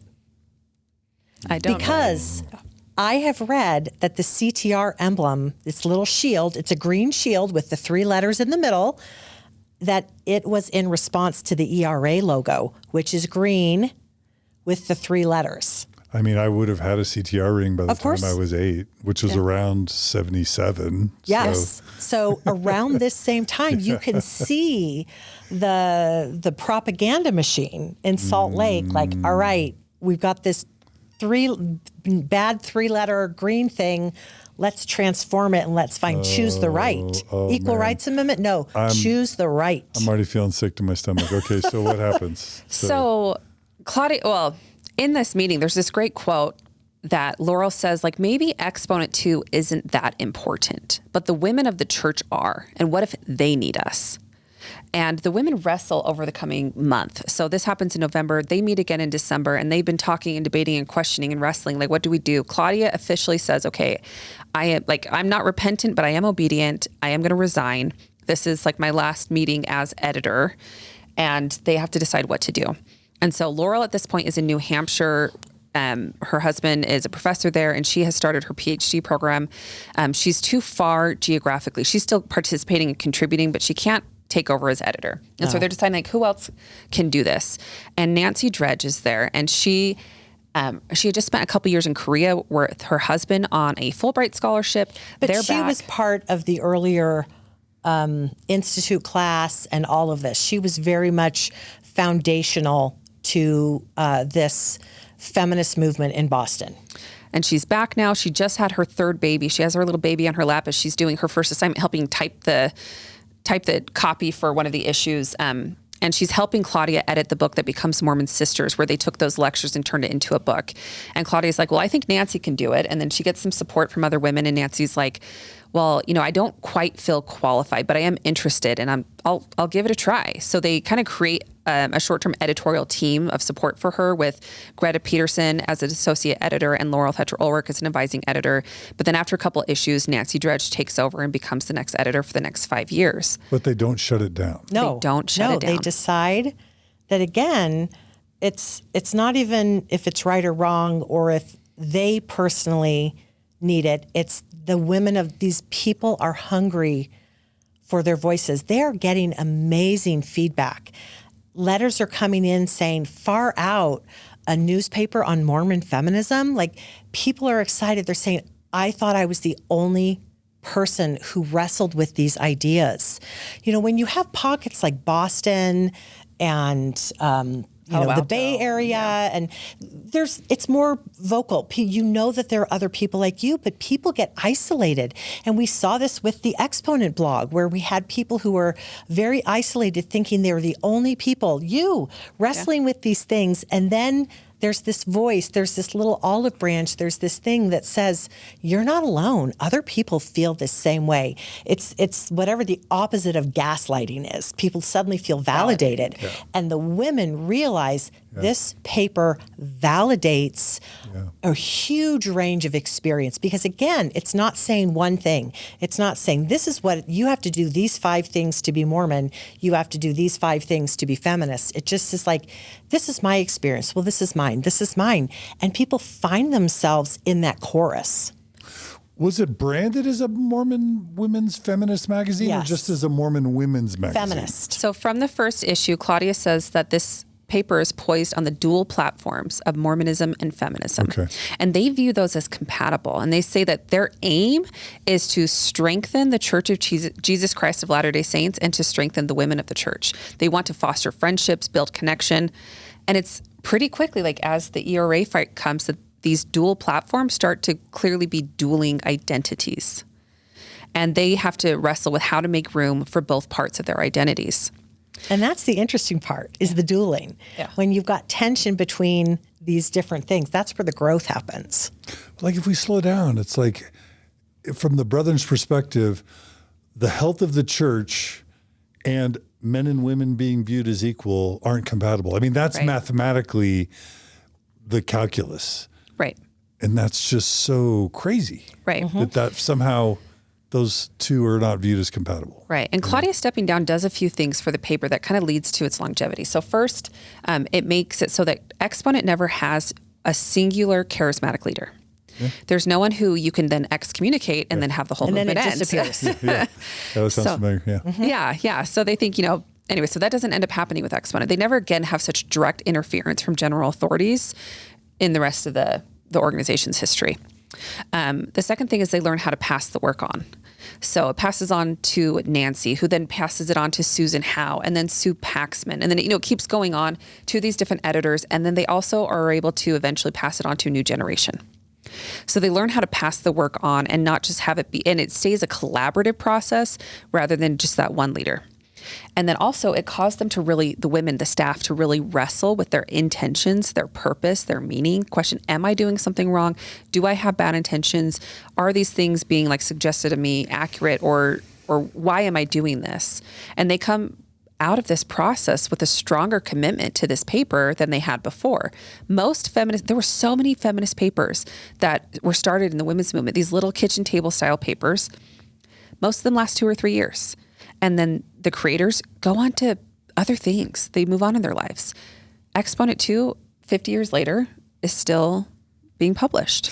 So, and I love this, but when the brethren, especially an apostle, says, shut this bleep down, you normally do. And in the 70s, you really normally do, because this is pre-September 6th. This is, pre-modern era. So that decision to not shut it down. It was a big deal. And these are largely faithful women. Yeah. That math's not adding up of why they didn't shut it down as faithful Mormons.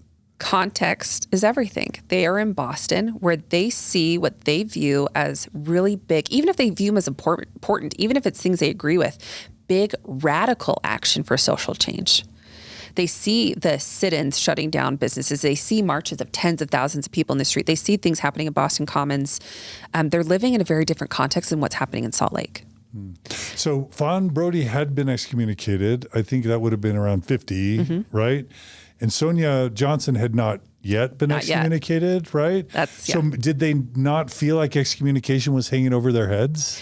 Sonia Johnson is what brings that thought into the conversation. Should we talk about Sonia for a second? Yeah. Okay. Yeah. She's such an interesting character. And our viewers have no idea who we're talking about. So So she's in Virginia, right? Yeah. In 1977, she and her friends start Mormons for ERA. And Sonia reads the Equal Rights Amendment and just thinks, of course, like this seems natural. And then she's shocked when she finds herself on the other side of this issue as the Brethren. And it's the first time that she has felt really directly oppositional to the Brethren in her long Mormon life.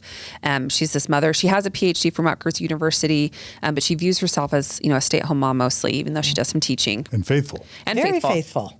And so she and her friends start this organization, and pretty soon she comes into the national attention when she on the Senate floor goes head to head with Orrin Hatch on the issue.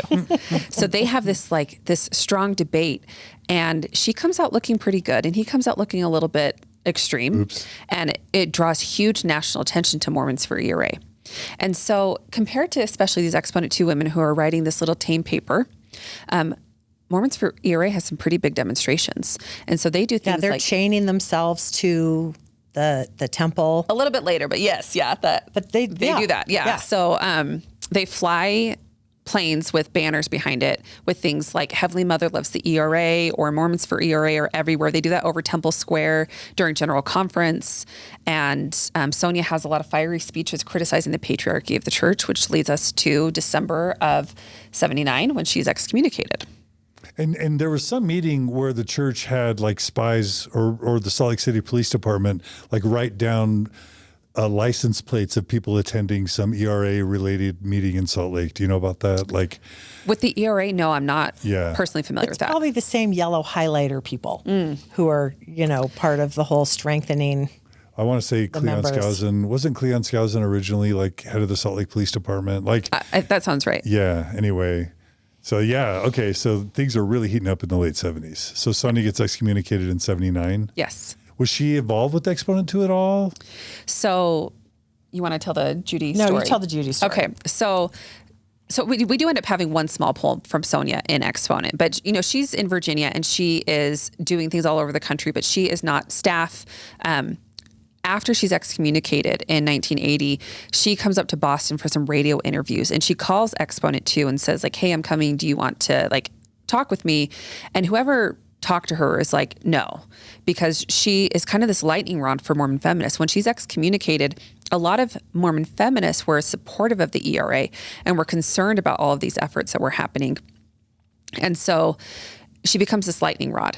And then Judy Dushku hears that someone had said no, and she's like, I'll have Sonia. She knows that the staff is kind of divided on how to respond to what happened. So she says she'll host Sonia in her home. She wanted, and she invites everyone, but it's not an official Exponent II event.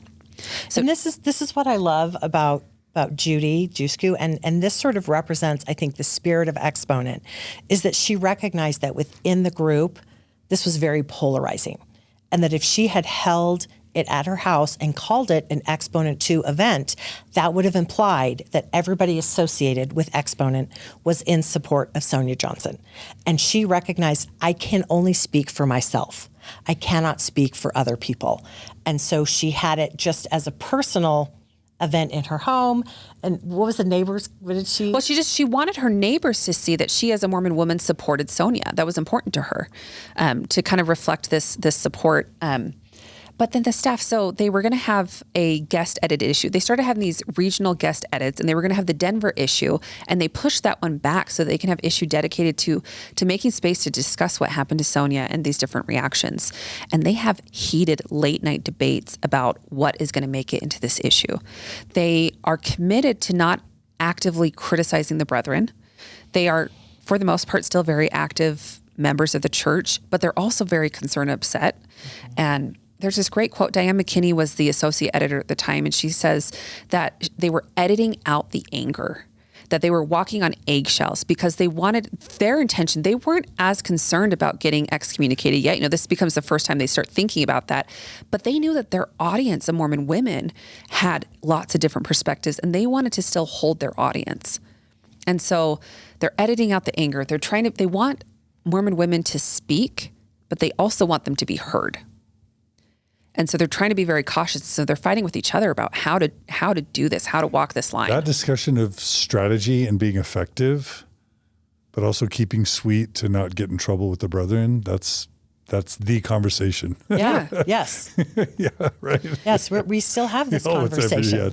We're still having it. Okay. Yeah. So what happens? So they wrestle with these issues. They come to their compromise about what makes in the issue. And then still two people have their names removed from the masthead. One resigns from the board, but Exponent carries on. Okay. So, which again, Exponent is expanding these ideas of what it means to be Mormon and what it means to be feminist. And at this point, most of the women are still active and feel like they then have to comply, that they can't criticize, that they need to have more space for those who are faithful and really still trying to thread that needle of following. And they might criticize policies, like kind of gender restricted policies on missions, or they might criticize certain cultural aspects, but they try and avoid criticizing particular leaders, especially. And so if you have a particular bishop who excommunicates someone, they're trying not to bash that. They're trying to hold room for someone as being a real person and not be too critical of individual leaders. So do you know, this is just like I'm throwing this at you, but like, do you know what the subscription, how many subscribers there were in the late 70s during this time period? How many women were following this newspaper? By the end of the first year, they had about 2,000 subscribers, Claudia writes in the paper. And that number would go up and down a bit. Some say it reaches a height of around 4,000. But at its peak? At its peak, yeah, in those decades before September 6th and before the 90s. So throughout the 80s, that is the number that I hear as the peak. But it was often around 2,500 to 3,000. Okay. And that's what it would have been in the late 70s, probably around there. Okay. It goes up and down. Okay. But and as I remember right, the Equal Rights Amendment is defeated like 82 or something like that. Is that right? That sounds right. And the Mormon Church was literally instrumental in having it be defeated. Yeah. Yes. Yeah. And so, okay, but Exponent II survives. As we go into the 80s, the Mark Hoffman happens. And this is the rise of Sunstone and the rise of dialogue, even more so, and the rise of concerns by people like Boyd K. Packer, regarding intellectuals in the church, because it's in the 80s and the early 90s when the church starts condemning forum, condemning symposia, and just really basically declaring gays, feminists, and intellectuals as the great enemies of the church. So what do we want to say about the 80s and 90s and Exponent II? So let's talk about Sue Booth Forbes and her efforts. So Sue Booth Forbes, really interesting woman, really bright. And she becomes the editor after Sue Howe. And she has this background of activism. Katie is my brain. I'm like menopausal, and I'm afraid I'm going to get the details wrong.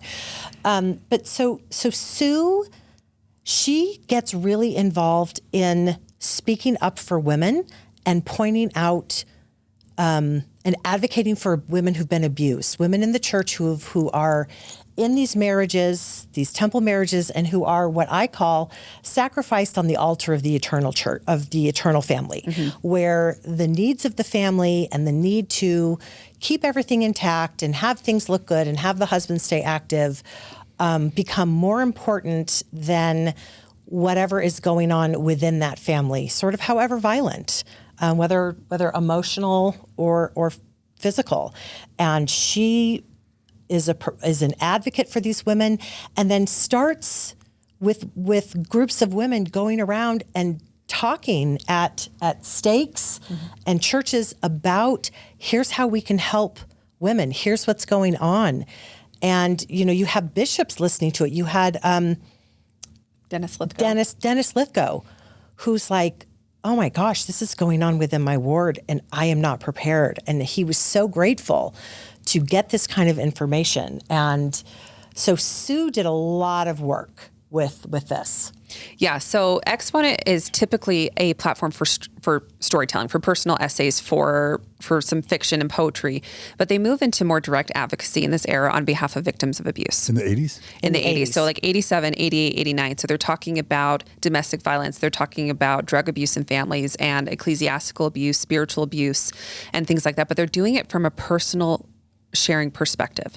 So they hold a little conference at Brandeis University where they bring victims of abuse to talk about their experience. They bring some experts. They, like Heather was saying, go talk to wards and stakes. And they're raising a lot of awareness. And Mitt Romney he's bishop and then he becomes stake president.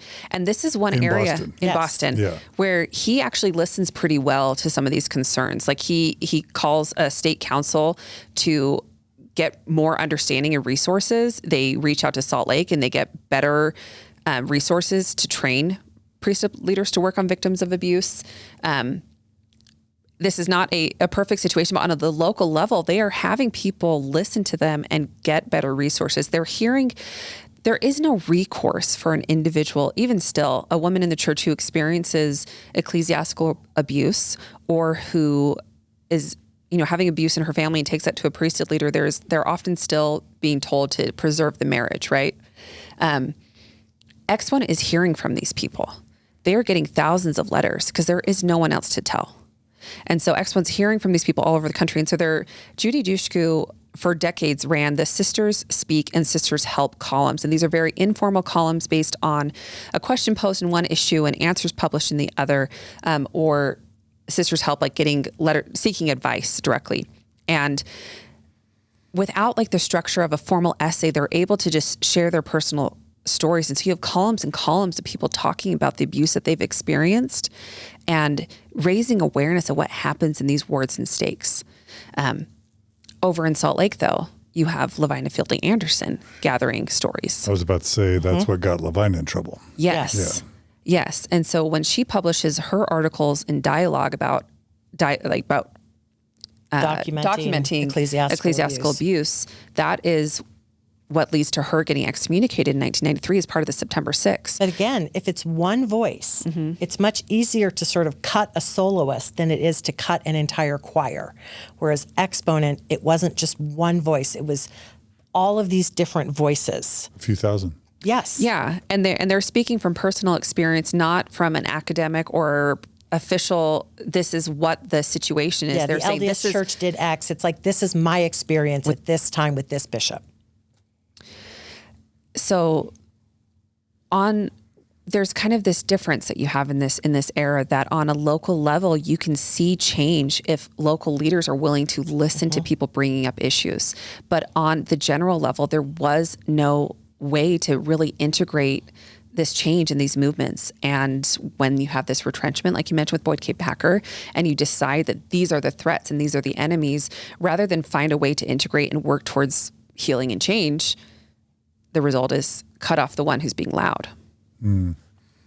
So back in Boston and in other areas, like in the Bay Area. So Helen Claire Sievers, who is one of the Exponent volunteers, she is, I think, the Stake Activities Committee chair.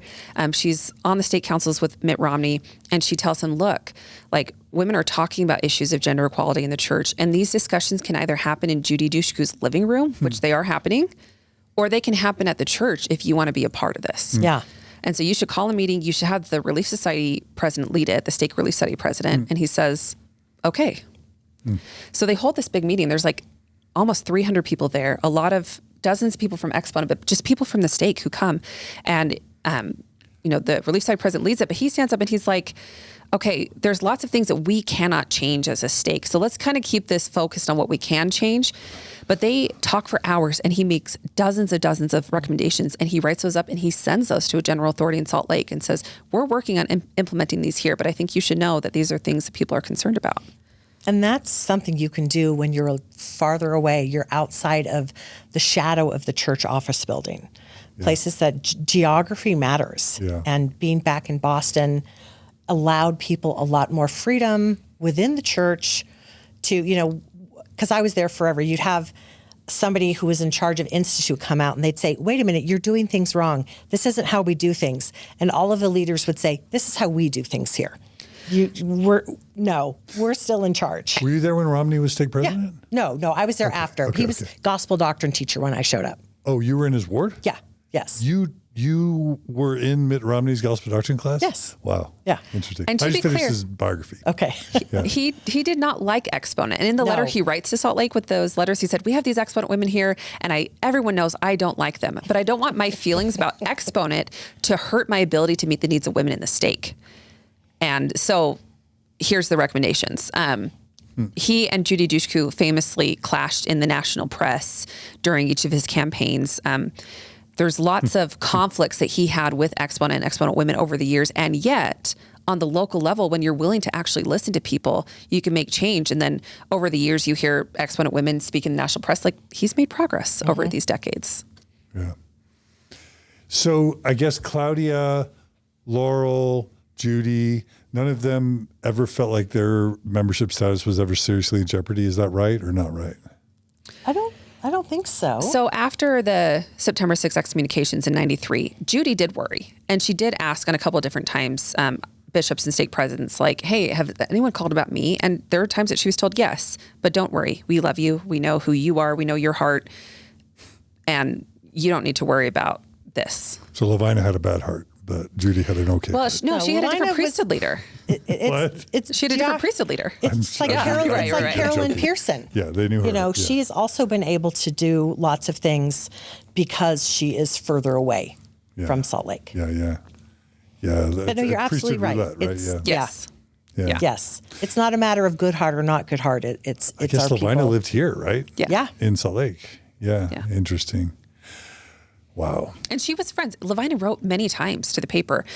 She was the one they used to do these Exponent Day dinners, and she was the last speaker for that. And she comes out in 82 for the Exponent Day dinner, and she gives what she calls the spiritual autobiography. And it is still part of Exponent it's today. So beautiful. What's your... I'll read you my 3 favorite lines from this, if I can find it. So Lavina comes out, and she gives this speech where Heather will find those lines, but... Talk about the retreats. Yeah. Or Pioneer, what are they called? The first one was the Nauvoo Pilgrimage. And that was in 82. Lavina and other women from Salt Lake, these other historians and writers, they invite Mormon feminists from all over the country to come to Nauvoo for this weekend. Didn't Juanita Brooks come to that? Did I get that I right? am not positive on Juanita, but a bunch of women from around the country come and they have this weekend, and it changes so much for some of them. It's the first place where they're able to really have this outpouring of and discussion across these differences. You have those lines. So here's this really beautiful line from Lavina that talks about women and women's power. So she says, I feel we may have circumscribed our limits too narrowly. Our birthright is joy, not weariness, courage, not caution, and faith, not fear. By covenant and consecration, may we claim it. And I love that active verb, may we claim it. We are not waiting for someone to give us something or hand us something. We are going to claim it. And this to me is just such a beautiful feminist manifesto. And that's in 82, the same year as that Nauvoo retreat. It's just weeks later that she comes out and she speaks to Exponent. So they have this retreat. They do things like the final meeting is this Quaker meeting where they're on the banks of the Mississippi River and they're in this circle. And it's kind of like a testimony meeting that you might experience in Sacrament meeting or in Relief Society, as they used to do testimony meetings in there as well. But there's no priesthood leadership or oversight. And it's just anyone can stand when they feel moved to do so and speak from their heart. And it doesn't have to be testifying about the church or any particular principles, but sharing something real and something personal. And Exponent had always been having small staff retreats. They've been having gatherings and not staff exclusive necessarily, but they've been meeting since even before they started the paper and having these little retreats. But in 83, as they're heading up to their 10-year anniversary, they're kind of influenced by this Nauvoo pilgrimage. And that's when they start the Exponent retreat, which has become an annual retreat in New England every year since 1983. And these other groups, like the women at the end of this meeting, they come to Levine and they're like, hey, we loved this. You should organize another one. She's like, no, thanks. You guys go organize your own. Yeah, everyone could go do your forth. own in your own geographic region. So you have them in Denver. You have them in the Midwest. They sort of pop up, and you have one in Salt Lake, where these women annually get together. Sometimes they call it a pilgrimage, other times reunion, sometimes retreat. The format varies a little bit, but there is something really powerful that happens when these women, and with Exponent, I would say, and gender minorities, come together in this space of where you gift each other trust. Trust can't be earned in a weekend. It's something Carol Sheldon would talk about Friday night, saying, look, we don't have time to earn trust. We don't have time to lay those foundations. We have to give it as a gift and be willing to also receive it and honor it, so that the stuff that happens here, basically what happens at retreat stays at retreat. The confidence is shared. The confidence issue. But people share amazing things. People come and bring a side of themselves that they often never is revealed in the rest of the year, because this is the space where they feel that they can pull all those parts out together. Heather Sundahl, how many of these retreats have you been to? My son is 27. I think 27 I've been to. Whoa. I mean, two, I guess, were canceled with COVID. 25. Yeah. But then I've been to a bunch in Midwest and other places, so more than 30. Whoa. More than 30 How about feminist you, retreats. Katie? I have been to 3 officially now. Nice. So this sound like really beautiful, and you look forward to them every year kind of thing? And I know that I will laugh harder during that weekend than any other time. So if some of the women listening want to or non-binary people want to attend the Women's Exponent Retreat, how do they sign up for that? Our website has the information, and I think we also list the other retreats around the country. And most of them, I believe, are also open to gender minorities. Okay. So the Exponent Retreat is held in September of every year, and registration opens in June, and there'll be announcements. People can sign up for our newsletter, follow the blog, sign up for the blog to be emailed to them, or keep checking it, and we'll list the registration. For the last many years, it's been held at the Barbara C. Harris Center in Greenfield, New Hampshire, along the shores of Lake Otter. It's this really beautiful setting, and people can, walk around the lake or canoe. They can walk through the woods, and it's just really idyllic. And there's different, really smart people come, and people volunteer to host different workshops and sessions. We have keynote speakers. This last year, Heather gave this incredible keynote. But the year before that was Lacey Bagley, Dr. Lacey Bagley, who owns what? Flourish? Celebrate. Therapy. Year before that was Allison Hong Merrill, who wrote the incredible memoir, 99 Fire Hoops. And so there's just different people, just very interesting people who come and share their personal stories. They hold workshops, and then we do fun, ridiculous things too. We have a variety show. Heather always writes I'm the Mormon. If Weird Al Yankovic were a Mormon housewife, that would be me. So I take songs and rewrite it depending on the kind of thing that's going on. And I want to get to kind of the internet age of Mormon feminism. So don't go away, just because we're geeking out on events for just a second. But But what's the breakdown of faithful versus not faithful? These, as someone who's held dozens of retreats and workshops, it's always super tricky if believers are there, but then ex-Mormons are there, and ex-Mormons want to rage against the machine, and believers are still tenderly trying to make the church work, and then trying to keep a tone where everybody, quote, feels safe, but it's also productive and vulnerable. What's the tone of these? I came to my first Exponent retreat in 2022, and I hadn't been attending for 2 years. And so I was nervous about how it's going to be. And it's always kind of uncomfortable for me when I go into Mormon spaces where I don't know what the expectations are going to be, like at different conferences or conventions or whatever. So at the retreat, I was a little bit nervous, expecting that I was going to have to perform a certain level of Mormonism, and also a little intellectually intimidated because, you're going to have Pulitzer Prize winning Laurel Hatcher Ulrich there. You're going to have like so many really accomplished, interesting people. You were worried that the believers wouldn't accept you as authentically no longer believing. Is that what you're saying? Okay. Yeah. I mean, I just didn't know, not having been there before, right? Yeah. And I found very quickly that I think it was probably a mix about half and half, and that it was very opening and welcoming to wherever you were on the spectrum of belief. But even in that half and half, that I feel like is an artificial construction, because we all know people who are active non-believers, who don't believe anything, but they attend every week. And then you have people who are no longer affiliated officially with the church, who are the most spiritual, in tune, sort of hold deep affection for the church, but hurt by patriarchy. Yeah. And so you have so many different, that it's not like there's this camp or that camp. Every person is their own individual camp. Yeah. And but it all people have to have thick skin to be able to tolerate diversity of belief or anger or perspective in a group like that. That's all I'm saying. Yeah. So the feedback that we sometimes get on the blog, and I know you want to get to that kind of internet age, is I think there's still a pretty decent mix among our regular bloggers of active members and ex-Mormons. And there is a frustration sometimes among some of the active members that it is too angry at the church or too frustrated. There's not enough space for belief. And yet the people who are driven to talk about this stuff are people responding to their pain points. Mm-hmm. They're not typically drawn to write on a Mormon feminist blog about the things they love the most. Yeah, of course. Yeah, about what's working. Yeah. And so it's about what's not working. Yeah, that tends to be a little bit more of the vibe on the blog. The magazine, I think, is much more balanced, I think, or like Sure, it has because a you different can vibe. curate it. With the magazine, you can get a whole set of essays, and you can think, we're going to pick this and this, and these, things sort of work and show a range together. of perspectives and have more processed feelings than what might show up as more raw feelings on the blog, which is both its strength and its challenge to make room for difference still, while still allowing that rawness, that the reaction to things that are happening right now. You don't need to wait for someone to fully process and be able to articulate.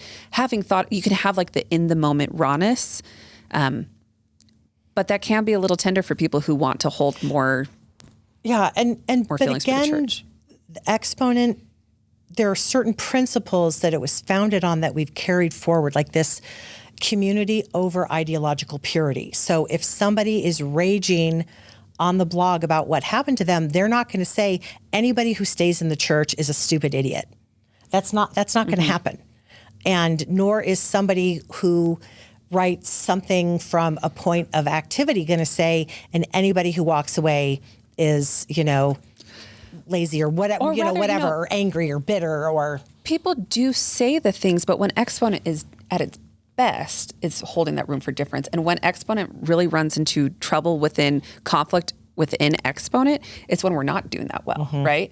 And so when Exponent is strong, it is holding that room for difference. Yes. We don't always live up to that. It's not saying, thus saith Exponent. There have been a few times where Exponent has come out when you had the September or November exclusion policy. We 2015. Nope, we don't support this. As an organization, we absolutely take a stand. But it is rare for Exponent to come out and take a stand, because we recognize that people are in a process. And if you say, this is the line and anyone here can come and there can't, all these people, they need to be able to continue to process to get to there or whatever it is. Do you want to talk about how the blog becomes a different beast than the paper? Yeah. So it's a paper. It starts out as a paper, And it continues annually to publish quarterly through what year? So so in the 90s, there are times where after the September 6th excommunications, we actually lose a ton of subscribers. Dialogue does, Sunstone does as well. Yes. By design. Yes. We lose a ton of subscribers. And then we also have people who are super dedicated volunteers, like, our editor and the design editor, but they're also moms and they're also working and they're going through issues in their own lives. And so between the massive loss of subscribers and like ability to fund this project and things going on in their own lives, they're not super consistent. And that also then hurts. It becomes, kind of a cycle where we're losing a lot of subscribers in those years, and the numbers don't recover very well. Exponent continues. The annual retreat continues. There's like a vibrant community still in Boston, but the subscriptions start to really get hurt. And so as we enter the early 2000s, we're kind of lining up what's happening nationally with printed publications. The internet struggling to stay alive, As all eyes go to the internet, publications across the board are losing subscribers, and it becomes really challenging. And so Exponent is just in line with that, right? So they continue to publish in print. So it becomes more of a magazine format in like the early 2000s. Not quite the glossy print that we have now, but magazine format compared to newspaper format. And then around 2007, the subscriber base has dropped so low. And then in 2006, the blog had started. We should say the Mormon blogosphere sort of emerges in 2004. The bloggernacle. Yeah. So like it's Times and Seasons by common consent, and then Feminist Mormon Housewives. That's 2004, 2005. Yes. And we'll talk about the founding of the blog in like just a second. But in 2007, 8, and 9, the quarterly publication becomes essentially an annual online only PDF because the subscriber base is so low. But the blog, so you go to digital. The blog's growing, thriving. So you go to a digital webzine or whatever. Yeah. In And then 2007-ish. And we can talk about how it comes back into print as a quarterly magazine in 2010. Okay. But let's step back to the blog. Okay.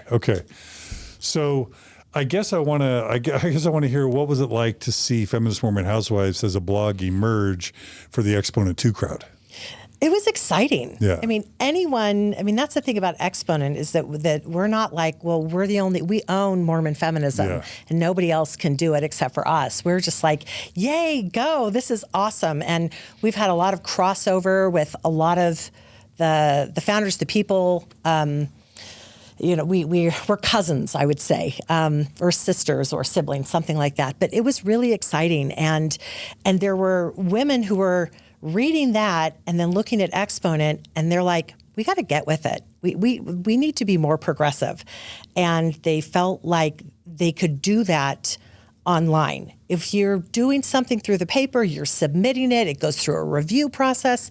You can't pivot and respond. The church comes out with something about garments changing. 24 hours later, we have all sorts of stuff on the blog that where people can respond in real time and have these dialogues back and forth. And so they're seeing this happening with Mormon feminist housewives and thinking, we need to do this.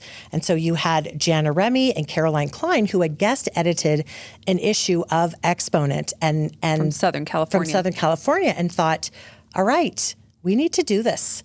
And so they, along with... I remember Jana. Yes. Yeah. With Emily Clyde Curtis and... Deborah Farmer Chris and Sandra Lee. Megan Raines, I think. Yes. This group of women decided, they communicated with the board, we want to start a blog. And it's a little unclear how much permission they got versus...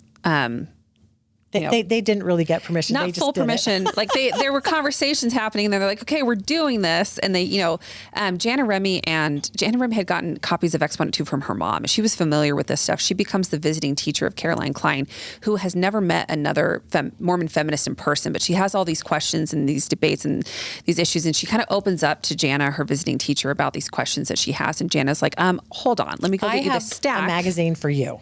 Yeah, hands her a stack of Exponent IIs and is like, read this. And then Caroline's reading this, and she has this backlog of decades of these women across the country from this paper in Boston writing about these same topics that she's concerned about. And what we kind of experience in this post-ERA era where the church is still like women at home, Mormon women kind of wake up to the women's movement again and again and again in each decade, in each generation. Each person tends to wake up to Mormon feminism and feel for a time that this is all brand new. Yes, that they're the first person to wonder about Heavenly Mother and sort of question these ideas of patriarchy and authority and ordination and priesthood and what does that mean. And within the church, you see the language on priesthood shift. You know, when I was a kid, there was no room for, no one ever said, oh, women, you actually, you know, do have the priesthood, but you just don't have the keys, blah, blah, blah. None of that was there. There was no, priesthood is exclusively male. And we see, as people have had these conversations, that the church has been forced to kind of re-examine and shift and change the way it discusses it to be more expansive in some ways. So these women in Southern California have these old copies of Exponent II, and they're really excited about what's happening at Mormon Feminist Housewives. And they're like, the Bloggernacle is happening. We need to be part of this. And we want this institution to have this like institutional memory, to be able to put some of these old articles up on the internet, make them searchable and findable. They connect to this institution. They start this blog. Emily Clyde Curtis had been a board president, now lives in Arizona, and they're able to have this dispersed model. Instead of, you know, having paced up parties where they're meeting together in each other's living rooms, they're dispersed all around the country, but the internet is now facilitating that kind of collaborative work that way.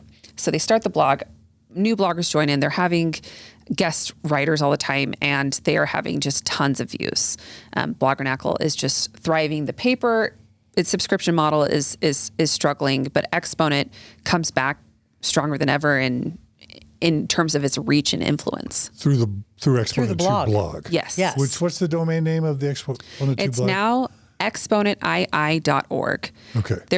They used to be separate sites where it was the-exponent.com until a couple of years ago when we finally integrated the sites onto because, you know, it started as like Blogger and these other platforms, now WordPress, but now it's the same site. Okay.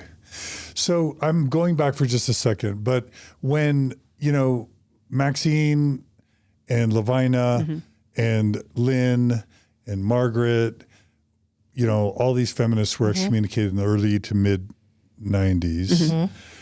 Were they all involved in Exponent II, or were they all kind of separate? In other words, did their excommunication, was it disruptive to actual Exponent management / community, or was it more I don't know if it was disruptive, but we mourned. I mean, we saw these women as our own. But it sounds like they were arm's length. And so they weren't really a part of what you were doing. So Lavina had known, Sue Booth Forbes was editor of Exponent during September 6 excommunications. And she had, I don't know if she was roommates or just knew Lavina in college. They'd known each other for years, for decades at this point. Lavina was a regular contributor to the paper. Maxine found copies of Exponent II when she was a student at Ricks College. Yes, in the Ricks Library, much like Susan Kohler goes to the Harvard Widener Library, finds the original ones. Awesome. Maxine, I mean, I just love picturing little like 19-year-old Maxine like finding these Exponent IIs and just, you know, so she having wasn't this a awakening. writer until later. She has this beautiful piece that we included in 50 Years of Exponent II about how it was this beacon of Mormon feminism in the East to this girl in Idaho who had no one to connect to about this until later, right? And in Women in Authority, you know, the book that led to her excommunication, she has these sections from like 19th century texts. She has quotes from like the original Woman's Exponent and other sources. And then she also has sections from Exponent II that she includes, like a lot of different quotes from the paper, and then also things like the newsletter for Mormons for ERA. She has these little sections. She has like a bunch of sources that she's drawing from for some of the sections, in addition to all of these essays that were included in there. Okay. And so she's drawing from this source material. It's not until later that she goes out to Harvard Divinity School and gets to connect in person with the Exponent staff. So we were friends. I mean, I connected with Maxine online through the ELWC, the Electronic Latter-day Women's Caucus, that Lynn Matthews Anderson started in the early mid-90s, that, you know, was this little sort of online, really early thing where we discuss all of it. So that's where I met Maxine. That's where I met Lori Winder-Stromberg, who Lori had written for Exponent early on. I mean, like 78, these people have been woven in and out of the path. I mean, some of them were briefly in Boston. Some of them it was done remotely, but they feel connected to Exponent, and Exponent felt connected. And some of them feel betrayed by Exponent. Yes. So I guess I'll say first that Judy in 93, I think, goes, I don't know if it was the Provo Canyon retreat or Utah pilgrimage, goes with Lynn Knavel Whitesides to this retreat. And then like in September, when these women are excommunicated, Exponent staff meeting focuses on like grieving together. Like we have minutes of them talking about like, what does excommunication mean? What does apostasy mean? And they want to talk about these things.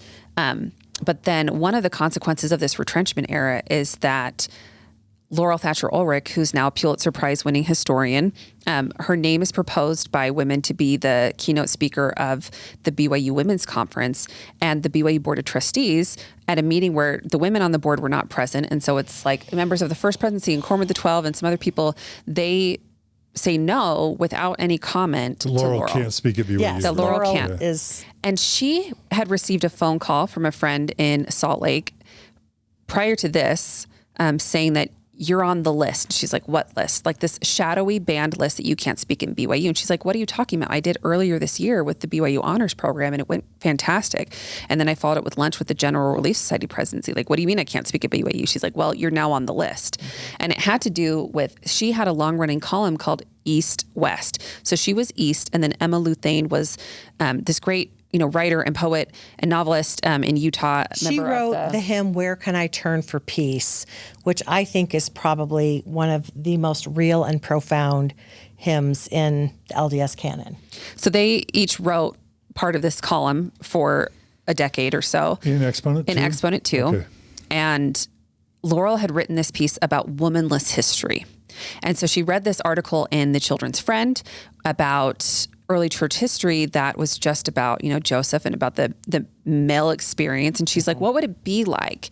So look back and incorporate real history here with like Lucy Mack Smith, who had like revelatory experiences and women giving blessings, and like along with these pictures of these boys getting ordained, have women giving blessings by laying on of hands. And this wouldn't be fake history. Mm-hmm. This would be real history, but a more complete history that includes women.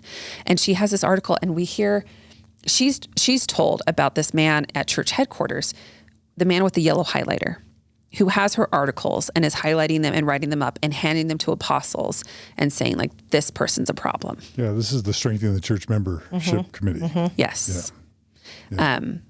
Yeah. So she's hearing news from friends in Salt Lake, and what she says in reflection. So she's in this process. She sends me entries, Laurel does, from her diary from the time for the process of creating this book, of what she's hearing in these different phone calls and letters and these different trips that she's taking. And she's like, she tried multiple times. She calls Bruce, what's his name? Bruce Hafen. Bruce Hafen. Who was the provost for Rex Lee. Yeah, and he was the one who was kind of, how you have the principal at a high school and the vice principal is in charge of discipline? Yeah. He's the vice principal. He's the hammer. He's the hammer. Yeah. So she hears that he's, he's related to this band, and she calls and she's like, what's going on here? I hear you called my bishop to inquire about my worthiness. And he's like, Sister Ulrich, I am so sorry. I wish I could tell you, but I can't. And we value you so much, but I can't tell you anymore. Sweet sister. Sweet sister. Sweet sister. And ultimately, over the course of a couple of years, she calls him a few different times and is like, look, I'm hearing more. This is coming up again. This is now in the press. Peggy Fletcher Stack catches wind of this story. She publishes it. She gives Laurel heads up that this is coming. So, Laurel calls again. It's like, look, and he's like, I'm so sorry, but I can't tell you. And he never does explain what's going on. And Laurel, to her credit, says, if I have done something wrong, how can I repent? How can I make something right if I am never made aware of what the problem is?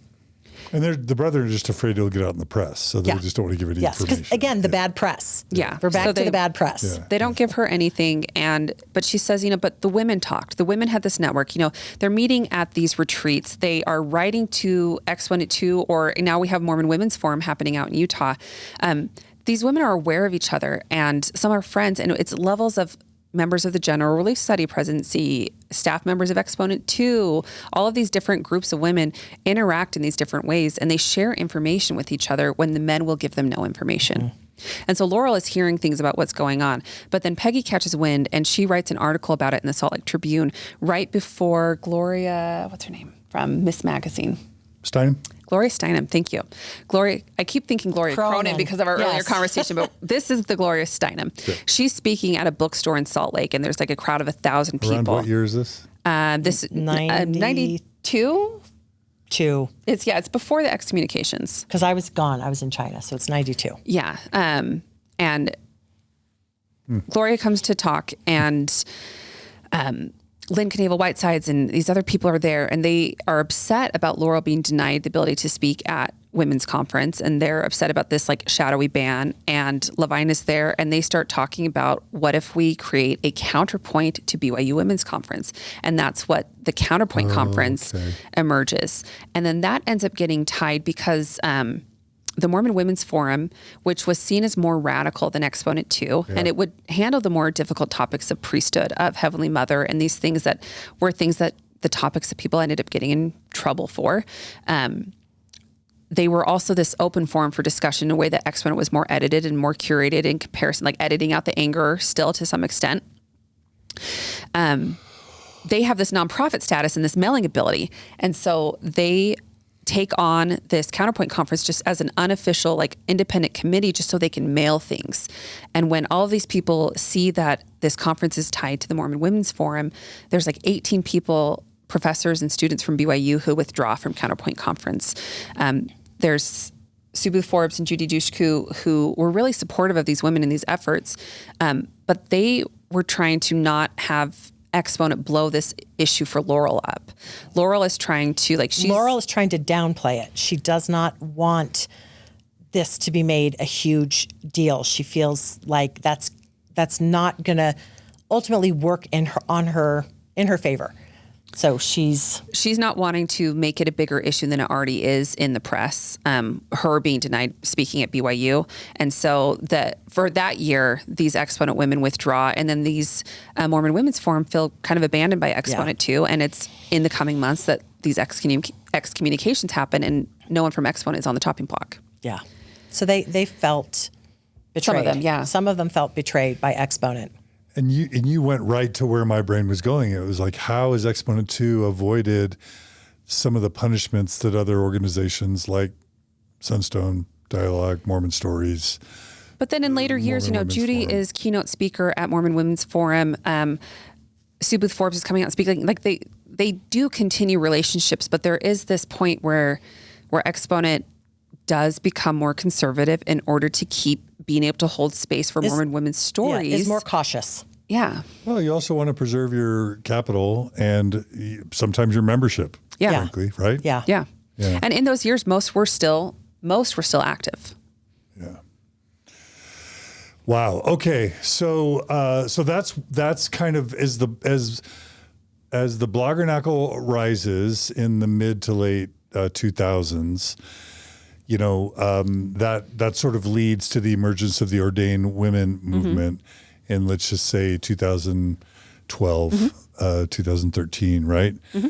And so I'm dying to hear kind of perspectives on that story. And I know that wasn't an Exponent II initiative, but it was certainly an initiative that was prominently associated with Mormon feminism. So Lori Winder Stromberg is part of any time 2 or 3 Mormon feminists are gathered, Lori is there, right? So she's part of. She comes out to Boston after she graduates from BYU in the 1970s as part of Exponent II. Kate Kelly knows that Lori's been part of feminist organizing for these decades and comes to Lori about like how to organize this. And so they are part of founding Ordain Women. They create a board. They gather people. Exponent is not ever officially affiliated, but of the first profiles, about half of them are Exponent bloggers. Exponent, especially the bloggers, were very much involved in the ground floor of what was going on with Ordain Women. So, but not everyone in Exponent was. So the magazine has come back in print. It's now a quarterly. And Caroline Klein has revived Sister Speak. And after, I think before the excommunications that they do the priesthood issue, right? I believe so. Anyway, so they end up having an issue on priesthood, and that is something that they had stayed away from. And that's something that Lori Winter Strongberg talks about as the line between a good Mormon feminist and a bad Mormon feminist, particularly in those years, is your willingness to talk publicly about the issue of women's ordination. And Exponent, after the excommunications in 93, had become even more cautious than they were before about that. But that blows open with Ordain Women. You can no longer ignore the conversation, and you have to talk about it, even if you don't all come to the same conclusion. So there's this issue on priesthood. Emily Clyde Curtis and Amy Evans Hickman are editors in those years, and the print issue reflects these wide perspectives. And we have two pieces from that issue in 50 Years of Exponent II, where we have...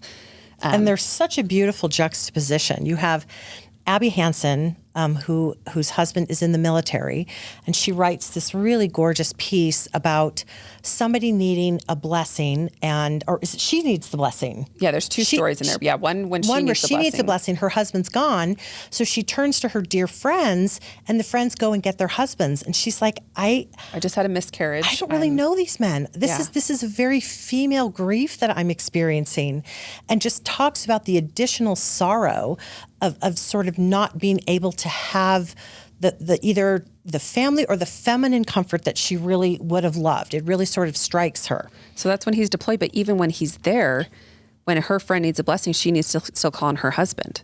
Yes. And so she's realizing there's a problem here. There's a problem. And so then the essay that we juxtapose it with is by Diane Pritchett, who tells about a woman that she she was Relief Society president, and a woman in the congregation had terrible postpartum depression and was needing, most likely, to be institutionalized for a brief time. And the bishop is over, the home teachers are over, the husband is there, and they all talk about it, and they all agree that a woman needs to give the blessing. And so Diane then steps forward, lays her hands on the head of this woman, and in front of the bishop and all these other people, she gives a blessing. And Diane's perspective is, I don't feel the need to agitate for priesthood because I have power and I will use it when I need to use it. And so it's so interesting because these are both really strong women, both very capable and agentive, with really different perspectives on the same topic. And they're not oppositional to each other. They're not critical of the other. And they're just expressing a range of experiences. The Sister Speak column in those years, it pulls comments from the blog about a huge wide range of perspectives that the Exponent community is experiencing around these issues. So there is difference, and they're making room for difference to talk about it, while at the same time, many Exponent bloggers are some of the most active advocates within Ordain Women. So because you mentioned Kate Kelly and Lori Winter Stromberg, I had to go back in my memory, and I'm pretty sure my memory's right. Kate Kelly actually reached out to me first and said, John, I would like to get in touch with women who could help me. I have this idea of doing Ordain Women. And I've got an email here, January 9th, 2013, and I write to Kate Kelly, 2 contacts for finding supporters, Lori Winter Stromberg. And I give her Lori Winter Stromberg's Facebook address. And then I say, willing to file the press release, Chelsea Fife. Waiting to hear back from Joanna, meaning Joanna Brooks. Yeah. So anyway, I was a little bit of a intermediary there. Yeah, and she came out. You were in that mix in those years, for sure. For sure. Yeah. And she came out to the Exponent retreat before 2013. Yeah. All of this had really happened, and there was, not a debate. That sounds very formal and contentious, but there was a panel with these varying perspectives, and but she had come, I think, before, and never really, like that, it was her feminist awakening. So it's so interesting that someone can be a feminist their whole entire life, but if ordination isn't their thing, then some people will say, well, you're not a real feminist. And someone cannot be a feminist, and then this, and they're like, oh, now you're a feminist. Mm-hmm. And again, I'm like, I really resist when people start telling me what I have to believe to be Mormon or a feminist, or people tell me what it means for me to be a woman. Identity is sacred. Yes. So prior to Ordain Women, had Exponent II ever publicly advocated for priesthood? for women? No. So there may have been In all those decades. They certainly weren't advocating for it. There may have been some mentions here and there, right? Or certainly an awareness that it wasn't there, that women didn't have it, right? So there were discussions like that. But 2005 was the Southern California issue by Caroline Klein and Janet Remy as these guest editors. And Lori Winter-Stromberg was part of this roundtable discussion that they had at UC Irvine to kind of gather discussion and content for this issue. And she delivered this presentation called Power Hungry. And it's about advocating for priesthood as the main point of it. And she submits it for this issue of Exponent. But back in Boston, they edit out the parts about priesthood. And they publish it. And so Lori's like, okay. And she publishes the full thing in Sunstone that year. But Exponent was still being cautious on that topic. Nancy Dredge was again editor. She was editor for the second time. Heather's a associate editor at this time. And they are making room to share women's stories with the awareness of what had happened the previous decade. And the ability to talk openly about these things on the Exponent platform changes with the internet because everybody's talking about these things. When Mitt Romney runs for president and he's being asked on national news media about his underwear, suddenly garments become so much easier to talk about for everyone else. With Ordain Women, you can't not talk about priesthood anymore. Yeah, when it's everywhere, it's not taboo. It's no longer this hush-hush thing. Yeah. Like the temple or anything. Okay, so I'm going to ask your forgiveness for asking you to step out necessarily of any official Exponent II capacity. Although, I don't know, are y'all part of leadership in Exponent II, or are you just historians? Heather's historian on the board of Exponent. Yeah, okay. I am not a board member, but I am a blogger and... Okay. You're entrenched. You're entrenched. Yeah. I started this book project as the newcomer, semi-outsider. I am no longer an outsider. No. Okay. So, I haven't really talked much about this publicly, but Kate Kelly and I had a falling out, and it started, according to my memory, when Greg Prince came on Mormon Stories podcast and said that Kate Kelly and Ordain Women set Mormon feminism back 20 years. And he said that on Mormon Stories. And I don't have a history of, my approach on Mormon Stories is to kind of let people tell their stories. And unless they're saying something like conspiratorial or like defamatory or like disprovable by science, I kind of just let people have their perspective and I don't really argue with them much, or at least that's how I think of myself. So I didn't argue with him at the time. I was just like, okay, that's your perspective. But Kate got super mad at me because I didn't argue with him, I guess, and challenge him. And that was the beginning of the end of our relationship, unfortunately. I'm curious to know what y'all think about Ordain Women and whether it was good for the church, whether it was good for Mormon feminism, whether it was bad for the church, bad for Mormon feminism. Obviously, those are binary, unuseful binaries. But do y'all have thoughts on that? You go first. So I don't know Kate personally. I just know her through social media, like from a distance. And so I certainly don't want to speak for her perspective on any of that. Yeah, certainly not. No. But me personally, I was not publicly engaged in Mormon feminism during the years of Ordain Women, right? And so I'm kind of this observer who's feeling hurt by a lot of things in the church, but also afraid to speak publicly. I was following along with these things. I remember hearing the news of Kate's excommunication and feeling personally devastated and feeling that the church had done something that really hurt me and hurt women and hurt feminism. And it felt like I was aware that September 6th excommunications had happened, but as a still active member, wanted to believe that we were past that we weren't punitive like that. And then, of course, that year you got excommunicated as well. And it just starts to shift my perspective on who's allowed to talk and share opinions. And that adds another layer of pressure of me of feeling that I can't speak out publicly about my own opinions. So what does that do for me? I have this pressure of being a member missionary. By that point, 4 of my 5 brothers had left the church, and I have family members surrounding, like, be the good one, stay in the church, be an example, be the reason your brothers come back to the church. And I feel this intense pressure, but I also see things changing radically. So I'm not at the retreat in these years. I'm not participating in Exponent and seeing how it's impacting all those currently active Mormon feminists, but I'm seeing what happens to people who speak out. And so when it comes to 2020 and I submit my first guest post to Exponent. Wait, did you just say that you were watching changes happen as a result of Ordain Women?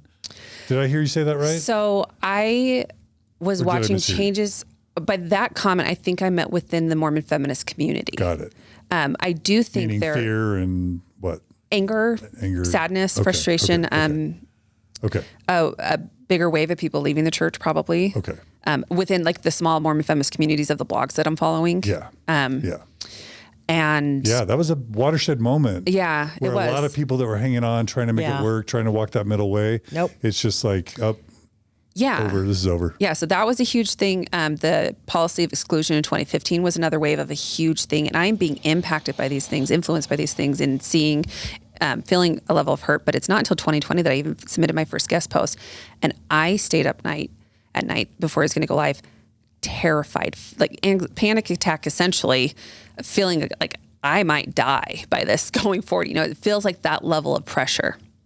And so finally having that post, and my first guest post was about an open letter I'd written on my Facebook account about women speaking in general conference. And I had sent it to the First Presidency, got a letter back from a secretary of the First Presidency with these reasons why more women didn't speak in general conference. And they were all... Prior to what year?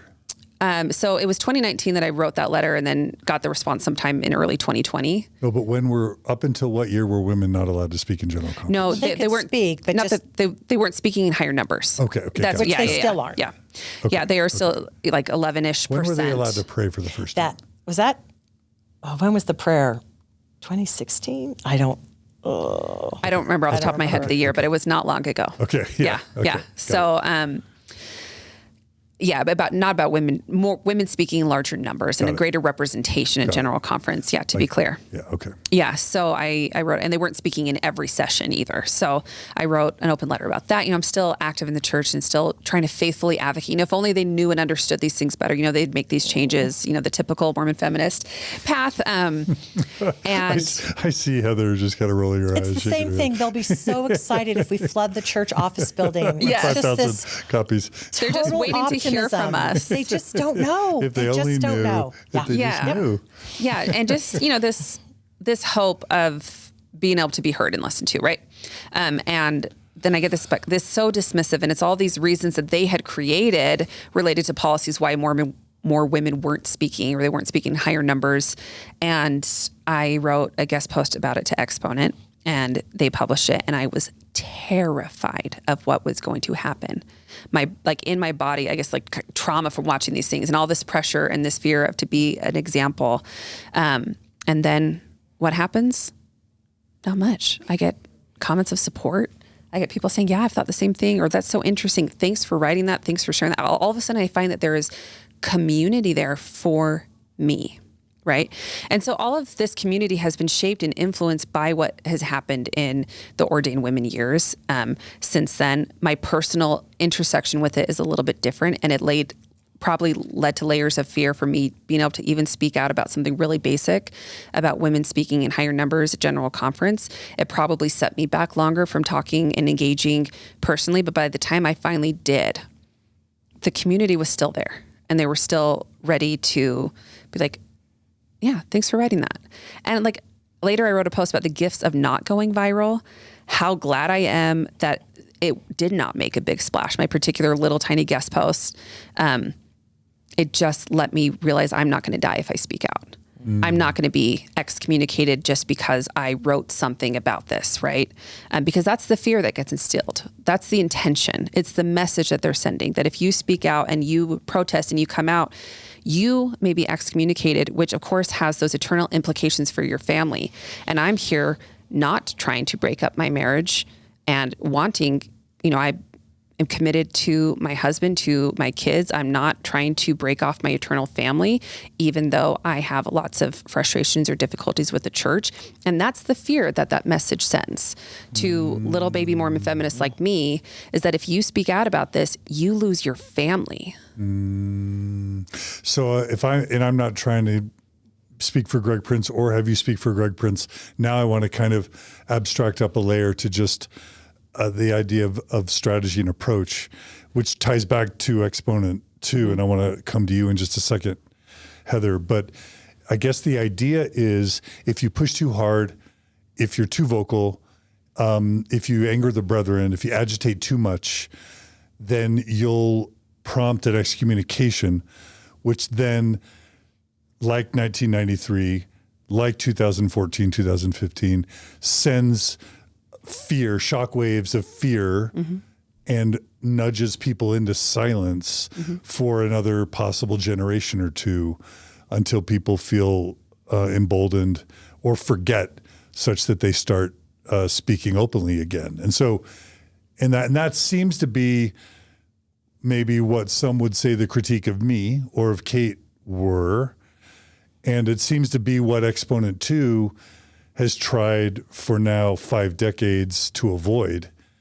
And it seems like they've been successful. That seems to be one of the, I don't know, hallmarks of Exponent II is that they've managed to stay alive without inviting terminating sanctions by the brethren for 5 decades. While maintaining their integrity, I would say.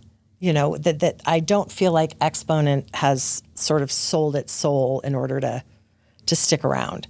So I would disagree with Greg that in that comment that it put it back. What was it? What did he say? Set Mormon women's feminism back 20 years or whatever. I disagree. Okay. I do think that you did get a lot of people who were scared and people, react to fear and that kind of thing.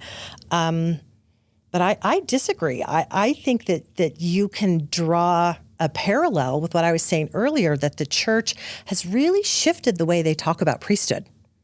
They have really shifted and tried to have it be more expansive, like the Force, that it's something that, that men and women, if you are set apart, then you are, I don't know what the language is, that you have the priesthood through that setting, that women are more part of it. Again, the language is very different. And I do think that because of Kate and because of her absolute line in the sand and being excommunicated, I think the church, the language has shifted. We haven't shifted institutional equality. Women are not ordained. There's still a lot that they're excluded from. Things have been excluded from since 1970, but the rhetoric has started to shift and a number of smaller policies have started to shift as well. Yeah, because if I think about the difference, women can pray in general conference now.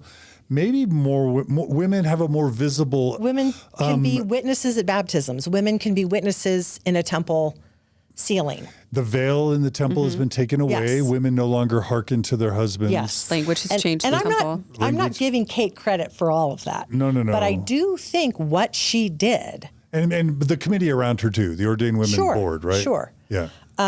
I do think what that movement did, the visibility, even though I wasn't part of it, I am probably more like Diane Pritchett in that if I think someone needs a blessing, I'm just going to go put my hands on them and give them a blessing.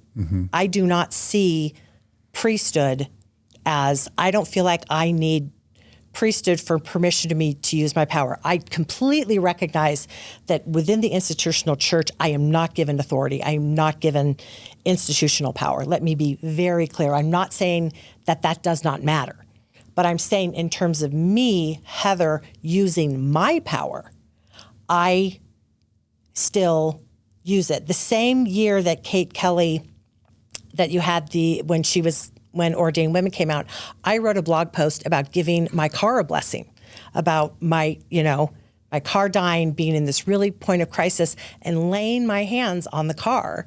And, much like, who was it who blessed the oxen? I think it was Smith. Joseph Fielding Smith. Eliza Fielding Smith? Yeah, something. I think it's Eliza Fielding. No, not Eliza. That's not the right name, but give me a second. Yeah. You'll get it. Mary Fielding Smith. That's right. Mary Fielding Smith. Which was Joseph F. Smith's mom, I'm thinking. So I'm like, look, if an oxen was a mode of transportation And if she can bless an oxen, I can bless a car. It was a little bit my way of saying, like, I have power and I have solidarity with these women, but I'm not necessarily, I don't take their complete approach. Yeah. What were the Boston women saying about ordained women while they were watching that train wreck happen? Well, some of them were part of it. Yeah. Some of them were, again, it was a mix. It's not a monolith. Some but of were them there some going, she's going about it the wrong way? They're going to, there are people who think she's going about it the wrong way. Or they know what the consequence is going to be, whether they think it's right or wrong. Yes. They know she will be they anticipate the church's actions. And then that will cut her off from certain kinds of power within the Mormon feminist influence. Yeah. And so you just have people with different, you've got Malcolm X and Martin Luther King. Yeah. You kind of need both. And so I'm always grateful for the people who are willing to kind of Joan of Arc it, who are willing to be a martyr for the cause, because I feel in my role and what I'm doing, it allows me latitude and room to do other things and to advance the cause as well. Wow. So the blog in 2000, starts in 2006. 2007, Jana Remy, one of the blog founders, has this Radical Mormon Manifesto where she lays out these things like as Mormon feminists, and she gets feedback from these other bloggers and other people that she knows, and they write these beliefs about we are not compromising about support for our queer siblings in the church. We believe in full equality for gay marriage and within the church. We believe in gender equality in the church. She lays out all of these things. And this is in the appendix of the book. Well, it's in Unit 6. It's in Unit 6, the unit for the blog. So it's included in 50 Years of Exponent II. Yeah. And it was quoted just this week in High Country News, this magazine, that Leah Sotilli, the reporter who was the Smith Pettit lecturer at Sunstone this year, she came to our session about 50 Years of Exponent II and wrote about us in the magazine, and quotes Jana's piece here. And Caroline Klein talks about how prophetic that was, how Jana as an individual was ahead of what Mormon feminism was as a whole by a decade or two. But that is where Mormon feminism has gone. And that's one thing that Heather has kind of touched on, is about how, Exponent worked to expand what it means to be Mormon, what it means to be feminist, and then also what it means to be a woman. And early on, that is allowing for greater difference, not just a singular model of womanhood, but women can be stay-at-home moms, or they can work, they can go to graduate school, they can have careers, or they can just volunteer in their communities. Or you can be married, or you can be single, you can have children, or you could be childless by choice and still be a good Mormon woman. That the script has to expand. So we cannot have these really narrow prescriptions. So that broader vision of womanhood, and now a broader vision of gender, as Exponent has intentionally worked to be inclusive of trans women and gender minorities, non-binary individuals, and kind of open the boundary there as well. Beautiful. Okay, I have another question that y'all may or may not have thought about or want to talk about, but I'm going to throw it anyway. The other thing that has happened, is gays, feminists, and intellectuals, right? Mm-hmm. And so, one of the things that's emerged are really pretty significant challenges to the church's truth claims. That stuff was happening in the early 20th century, and it's always been happening, but it really heated up with dialogue in Sunstone. But with the rise of the internet, CES letter, Mormon Stories, the church's truth claims are on the ropes. And I remember I had lost my faith by the time Ordain Women happens. And I remember somebody making the joke about Ordain Women, Mormon men claim to have a unicorn, and now Mormon women want to have a unicorn too. And basically what they're saying is the priesthood isn't real. So the men who claim it, they're claiming to have a fake thing.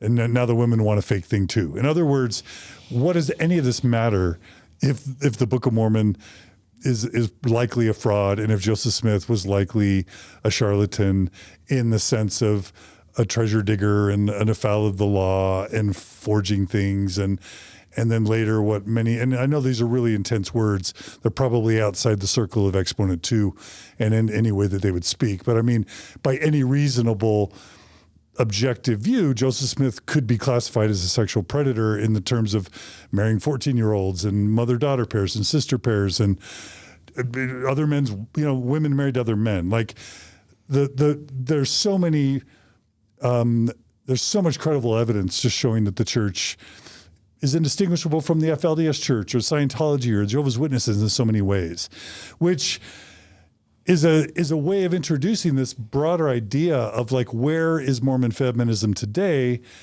Because Ordain Women died, and so many of these people like Jana Remy and others, they're no longer even involved in the community, it seems. And, you know, in the back of my mind, I'm like, I think there's still an Exponent II Facebook group. I think they probably still have a blog, but like, I never hear, I know Nyla McBain sort of like became the spokeswoman for feminism within the church, and they'll invite her to a conference every once in a while so they can kind of check off the box of having a faithful Mormon feminist, you know, invited. But like you never hear about, on Reddit, on, you know, in the circles where I am, and I'm plugged into Believing Mormonism as well. I attend the Restore conference annually. You just don't hear a lot about Mormon feminism anymore. You heard about it way more in the 70s, 80s, 90s, and 2000s than you do now, it seems. And so I guess there's two parts to the question. One part is like, have y'all, as Exponent II, ever dealt with truth claim stuff? Like, does any of this matter if none of it's true? Or have you guys just avoided that altogether? So I can speak to that a little bit where, well, first, Exponent II as a platform is about personal sharing. So it isn't about, so 97, Jan Ships, so the non-LDS historian of Mormonism, she came to Boston, and one thing that she talked to the staff, so this is a few years after the excommunications, she referred to Exponent II as Mormonism's stealth alternative, where compared to other publications that are getting at truth claims and getting at the truth of history, Exponent was interested in history, but what it was sharing was personal experience. So does Exponent II attempt to establish the truth of any truth claims? No, it shares the truth of individual persons' experiences and perspectives. So that's not part of the mission of Exponent II to establish one way or another the truth claims. But when you're talking about the unicorn aspect of if it's real or not, like, so as what I would consider a non-believer, it still matters to me about structural equality in the church because I am a mom raising 4 kids in Utah. And a church has immense power in Utah, immense influence among the people who are the friends and teachers and potential future bosses of my children and of the community that I live in. And it matters to me as a community member that we work towards a place like Utah ranks among the lowest among higher education for women, among, like, the pay gap is among the worst in Utah. And I think if we work towards greater structural equality among even those who are believers in that as a true thing, or even practicing non-believers, I think that improves the rest of the state, improves the culture that I'm raising my kids in. Do I personally want the priesthood? No. Do I think it matters if there is full gender equality and partnership in the church? Yeah. And so do you think of this kind of for you as a service project? It's like, I'm not really into the church too much anymore, but I want to stick around to help be a part of improving it for other women and men who are affected by patriarchy. So I view Exponent for me as a place of community where I can kind of bring my whole self. For 2 years, my family lived in Texas in North Dallas, and there were many great things about that experience, many great people, and, you know, great food and lots of things that I really value from that time there. But for me as a Mormon feminist, it was a very lonely time because I didn't have an in-person community where I could talk very openly about the whole of my experience. And so for me, like, being in person in Utah, engaging in Exponent II, engaging in Mormon feminism is a way that I get to bring my whole self to my interactions and my experiences. I don't think what I'm doing is a service project to the church, but I do think helping give women part of their history is really important. Like Gerda Lerner, the feminist theologian, feminist scholar, talks about how like a key to women's oppression is keeping their history from them.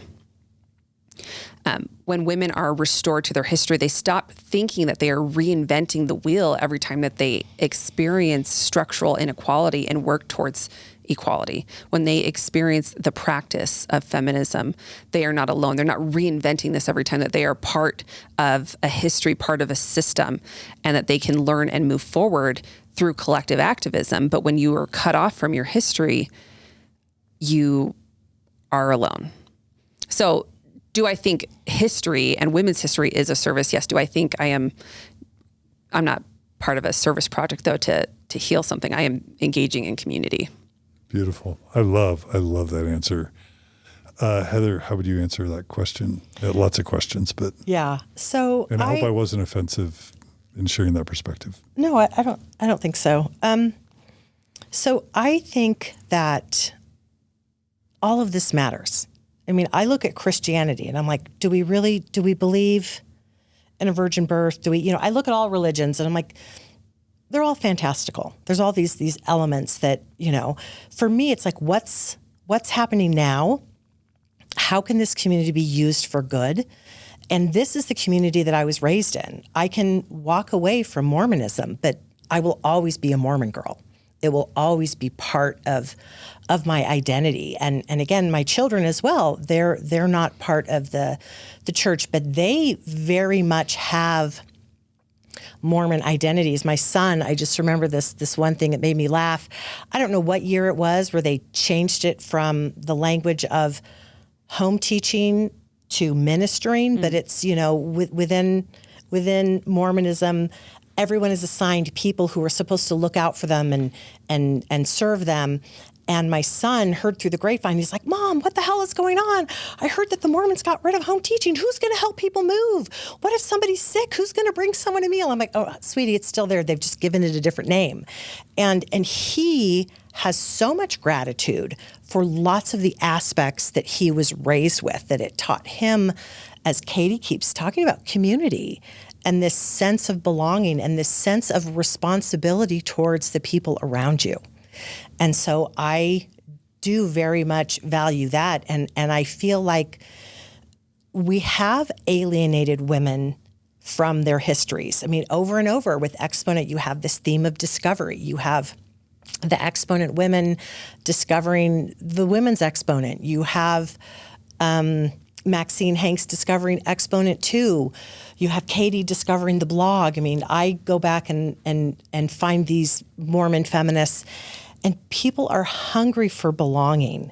And they're hungry for a belonging that is not, okay, are you this? Are you this? Sorry, you can't belong. I mean, as a therapist, I spend so much time with clients trying to help them to develop their internal sense of authority so that they can claim their own truths. I mean, my clients will know things, but they so much want other people to validate it. And when you can get them to start validating themselves, it's really, really powerful. So I'm less worried about external authority, and I know that that's a privilege that I also have, that I can do that.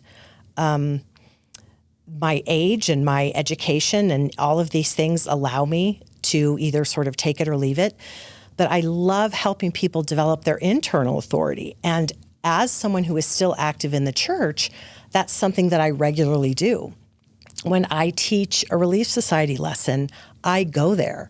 I talk about your inner knowing and help them find language that allows them to overlap some of these kinds of authority, because we get so, with LDS Church, there's so much external authority that people don't even know who they are. And it's really a satisfying work to help people do that. And I love working with the youth and helping them. If they stay or go, I don't really care. I just want them to get a taste of their own power and their own value as an individual. And Exponent has done that over and over. It's modeled it through the writing, through the communications. All of these things teach people the patterns for discovering yourself, for asserting yourself, and getting comfortable enough with yourself that you can accept other people as they are, that they don't have to be same. Mm-hmm. You'd also asked about where Mormon feminism kind of is today. So that made me think of not Mormon feminism as a whole, but what are some of the changes in the projects Exponent has done in the last decade or so? So Margaret Olson Hemming came on as art editor, first design editor, then art editor in 2010, 2012, and then was editor-in-chief for about 6 years. And one thing that she did was transformed Exponent's engagement with art. And what that did, so art was always important in Exponent from its early hand-drawn art pieces in the beginning.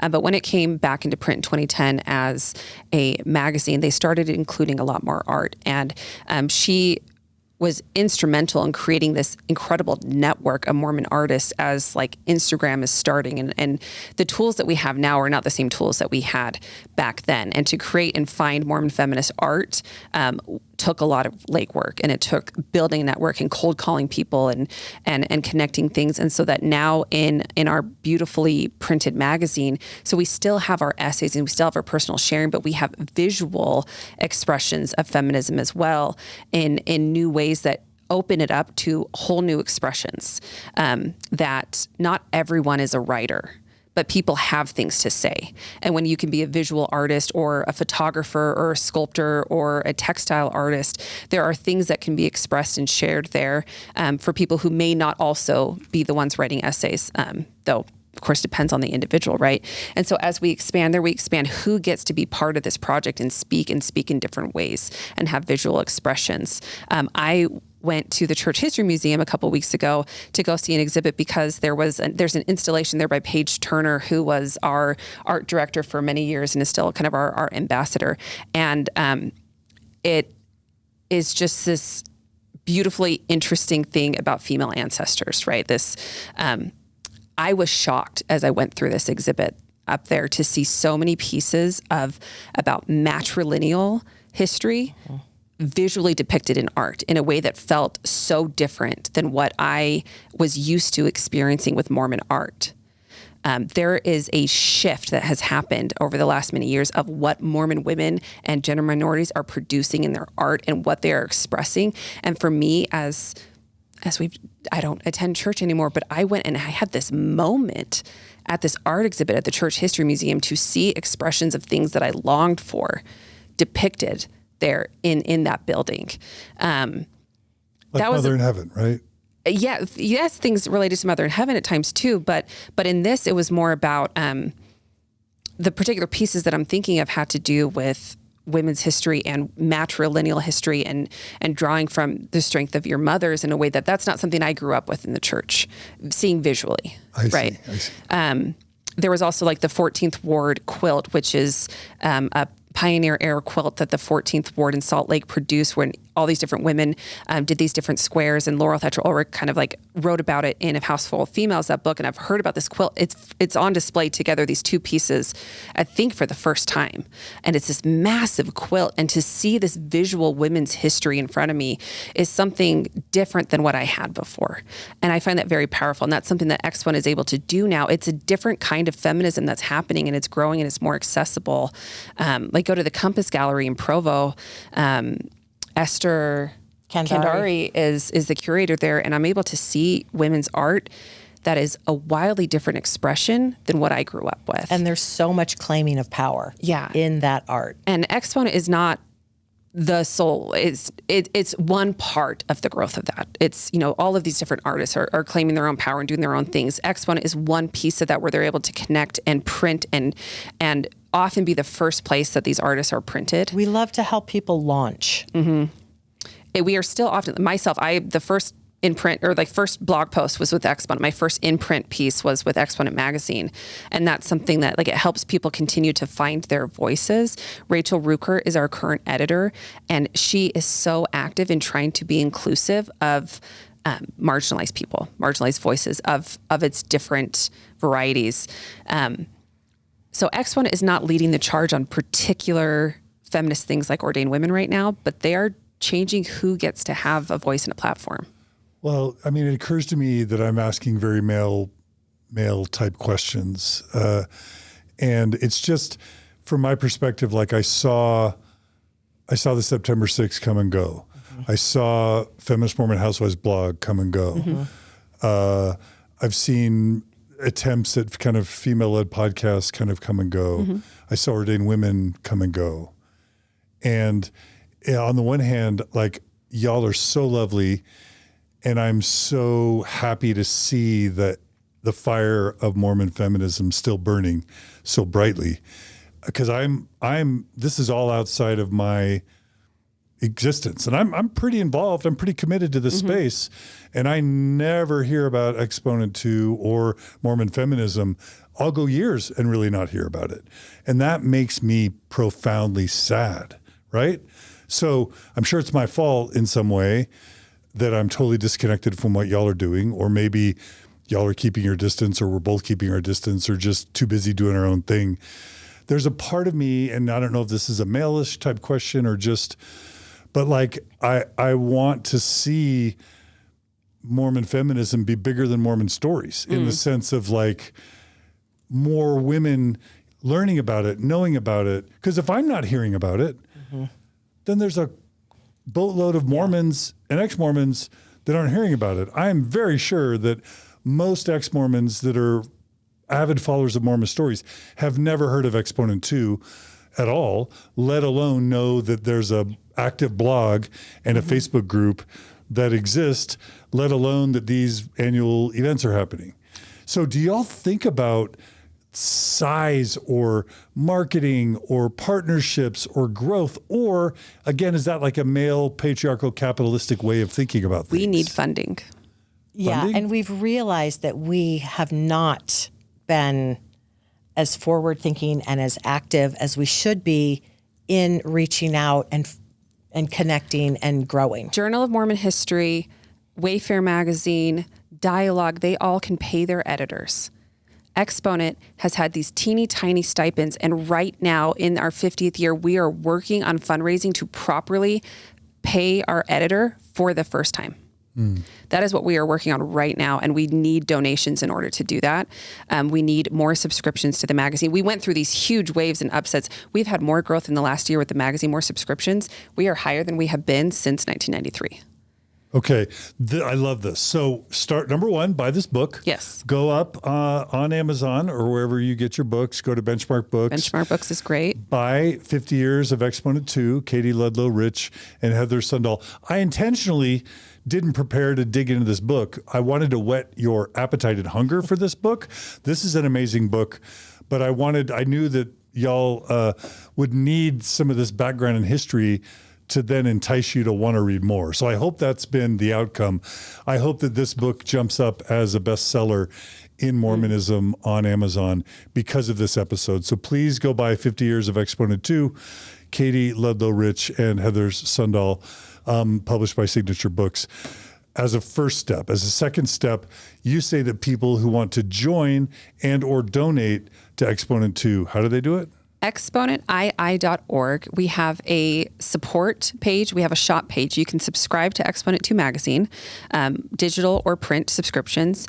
We have other products, and we have a store right now with some merch, but also donate. We need donations, and we welcome any size donation. We need small ones, but we really need large donations to help fund the future of Mormon feminism. Okay. So people can donate. And then, We're 501c3. It's tax deductible donation. Okay. And to be honest, I think part of how y'all have survived is by not getting too big. Because I guarantee you, like I'm just receiving word that Julie Hanks is getting pressure from her stake president and bishop. Oh. She's asking for letters to basically defend her as someone who has helped people stay in the church, because I think she's getting the same type of heat that I got before I got excommunicated, the same type of heat that Kate got before she was excommunicated. Julie Hanks could be on the block as well. And so I'm sad to hear that. But why? It's because she's been so effective. Yeah. And she grew too big. And that's when the brethren want to cut your head off, is when your head rises above a certain level. So in some sense, Exponent 2's size is a feature, not a bug. It is. Right? Yes. It's a double-edged sword, because it's allowed us to kind of be stealth and stay below. but that's a problem I would be happy for us to figure out. Let us have a full endowment funded. Let us pay our editor and have the resources we need to grow, and then we will tackle that problem. Bring on the challenges. If and when it comes. Yeah. Says someone who hasn't been through it. I know. Sure. But also, we don't have this one charismatic leader. Yeah. That's We are a community of different voices, Smart. and we'll see what comes. Yeah. Well, I am delighted to see Exponent II burning brightly. I feel sad that I don't have a relationship with y'all, but this is, I'm happy for this. We thank you for having us on. Yes, We really definitely. appreciate your time and your enthusiasm here. It means a lot. Well. When I told my daughters that I was going on, they were so excited. Oh, wow. They are 19 and 23. Oh, wow. Just so you know. Well, if y'all ever want a consultant to help you gain more eyeballs, I might be able to give you a thought or two to consider. I will take you up on that. Okay. So, because I love to grow I don't like to be a lone voice in the wilderness. Yeah. I love to have other voices prominent. I don't need them to be anything like me. I want them to be their own voices, but I love to amplify voices. So I'm so glad y'all came. Thank you for sharing your knowledge and your experience and your wisdom. I have loved these 3 hours. So thank you.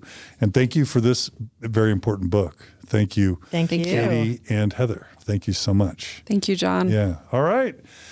Well, anything else before we go? No. No? Yeah, we accept guest posts. We accept submissions to the magazine as well. So if there are people here who want to have their voice heard, we'll take your donations, but also we'll take your writing and your art. And we'll your help you community. with your writing. If you're Yeah. a first-time writer and a little nervous, we are so good at holding your hand and walking you through the whole process. And if there are women out there feeling lonely and isolated, like there's no one that understands them, they can come to your events. Yeah, Yes. and come to our Instagram, Exponent II _blog and Exponent II _mag. We have these two Instagram accounts, and there's great community happening there on Instagram, great community on the blog still, and Facebook group. and Facebook page currently. The group is not currently okay, active, okay, but yeah, we have a Facebook page. Okay, good. And we have our annual retreat, Called and Pilgrim, what's it called? it's called the Exponent II Retreat, and it's Okay. in September. But then there are these other ones that we also advertise and help connect people to if New Hampshire's too far. Well, I hope y'all grow to the exact right size that keeps you alive. Thank you. Thank you. Thanks for joining us. All right, everyone. Thanks for joining us today on Mormon Stories. Again, please buy this book, 50 Years of Exponent II by Katie Ludlow Rich and Heather Sundahl, published by Signature Books. Spread the word. Share this with everyone. I won't ask for donations this time. Just donate to them. Help them thank you. build up an endowment. And Pay our editor. Yeah. And I'm sure there's just a rich trove of writings and art and community that y'all can mine as women and non-binary people and men if you want to learn from wise people. So thanks for joining us today. Hope you enjoyed today's episode. Be kind to each other. Be good to each other. And we'll see you all again soon on another episode of Mormon Stories Podcast. Bye, everybody.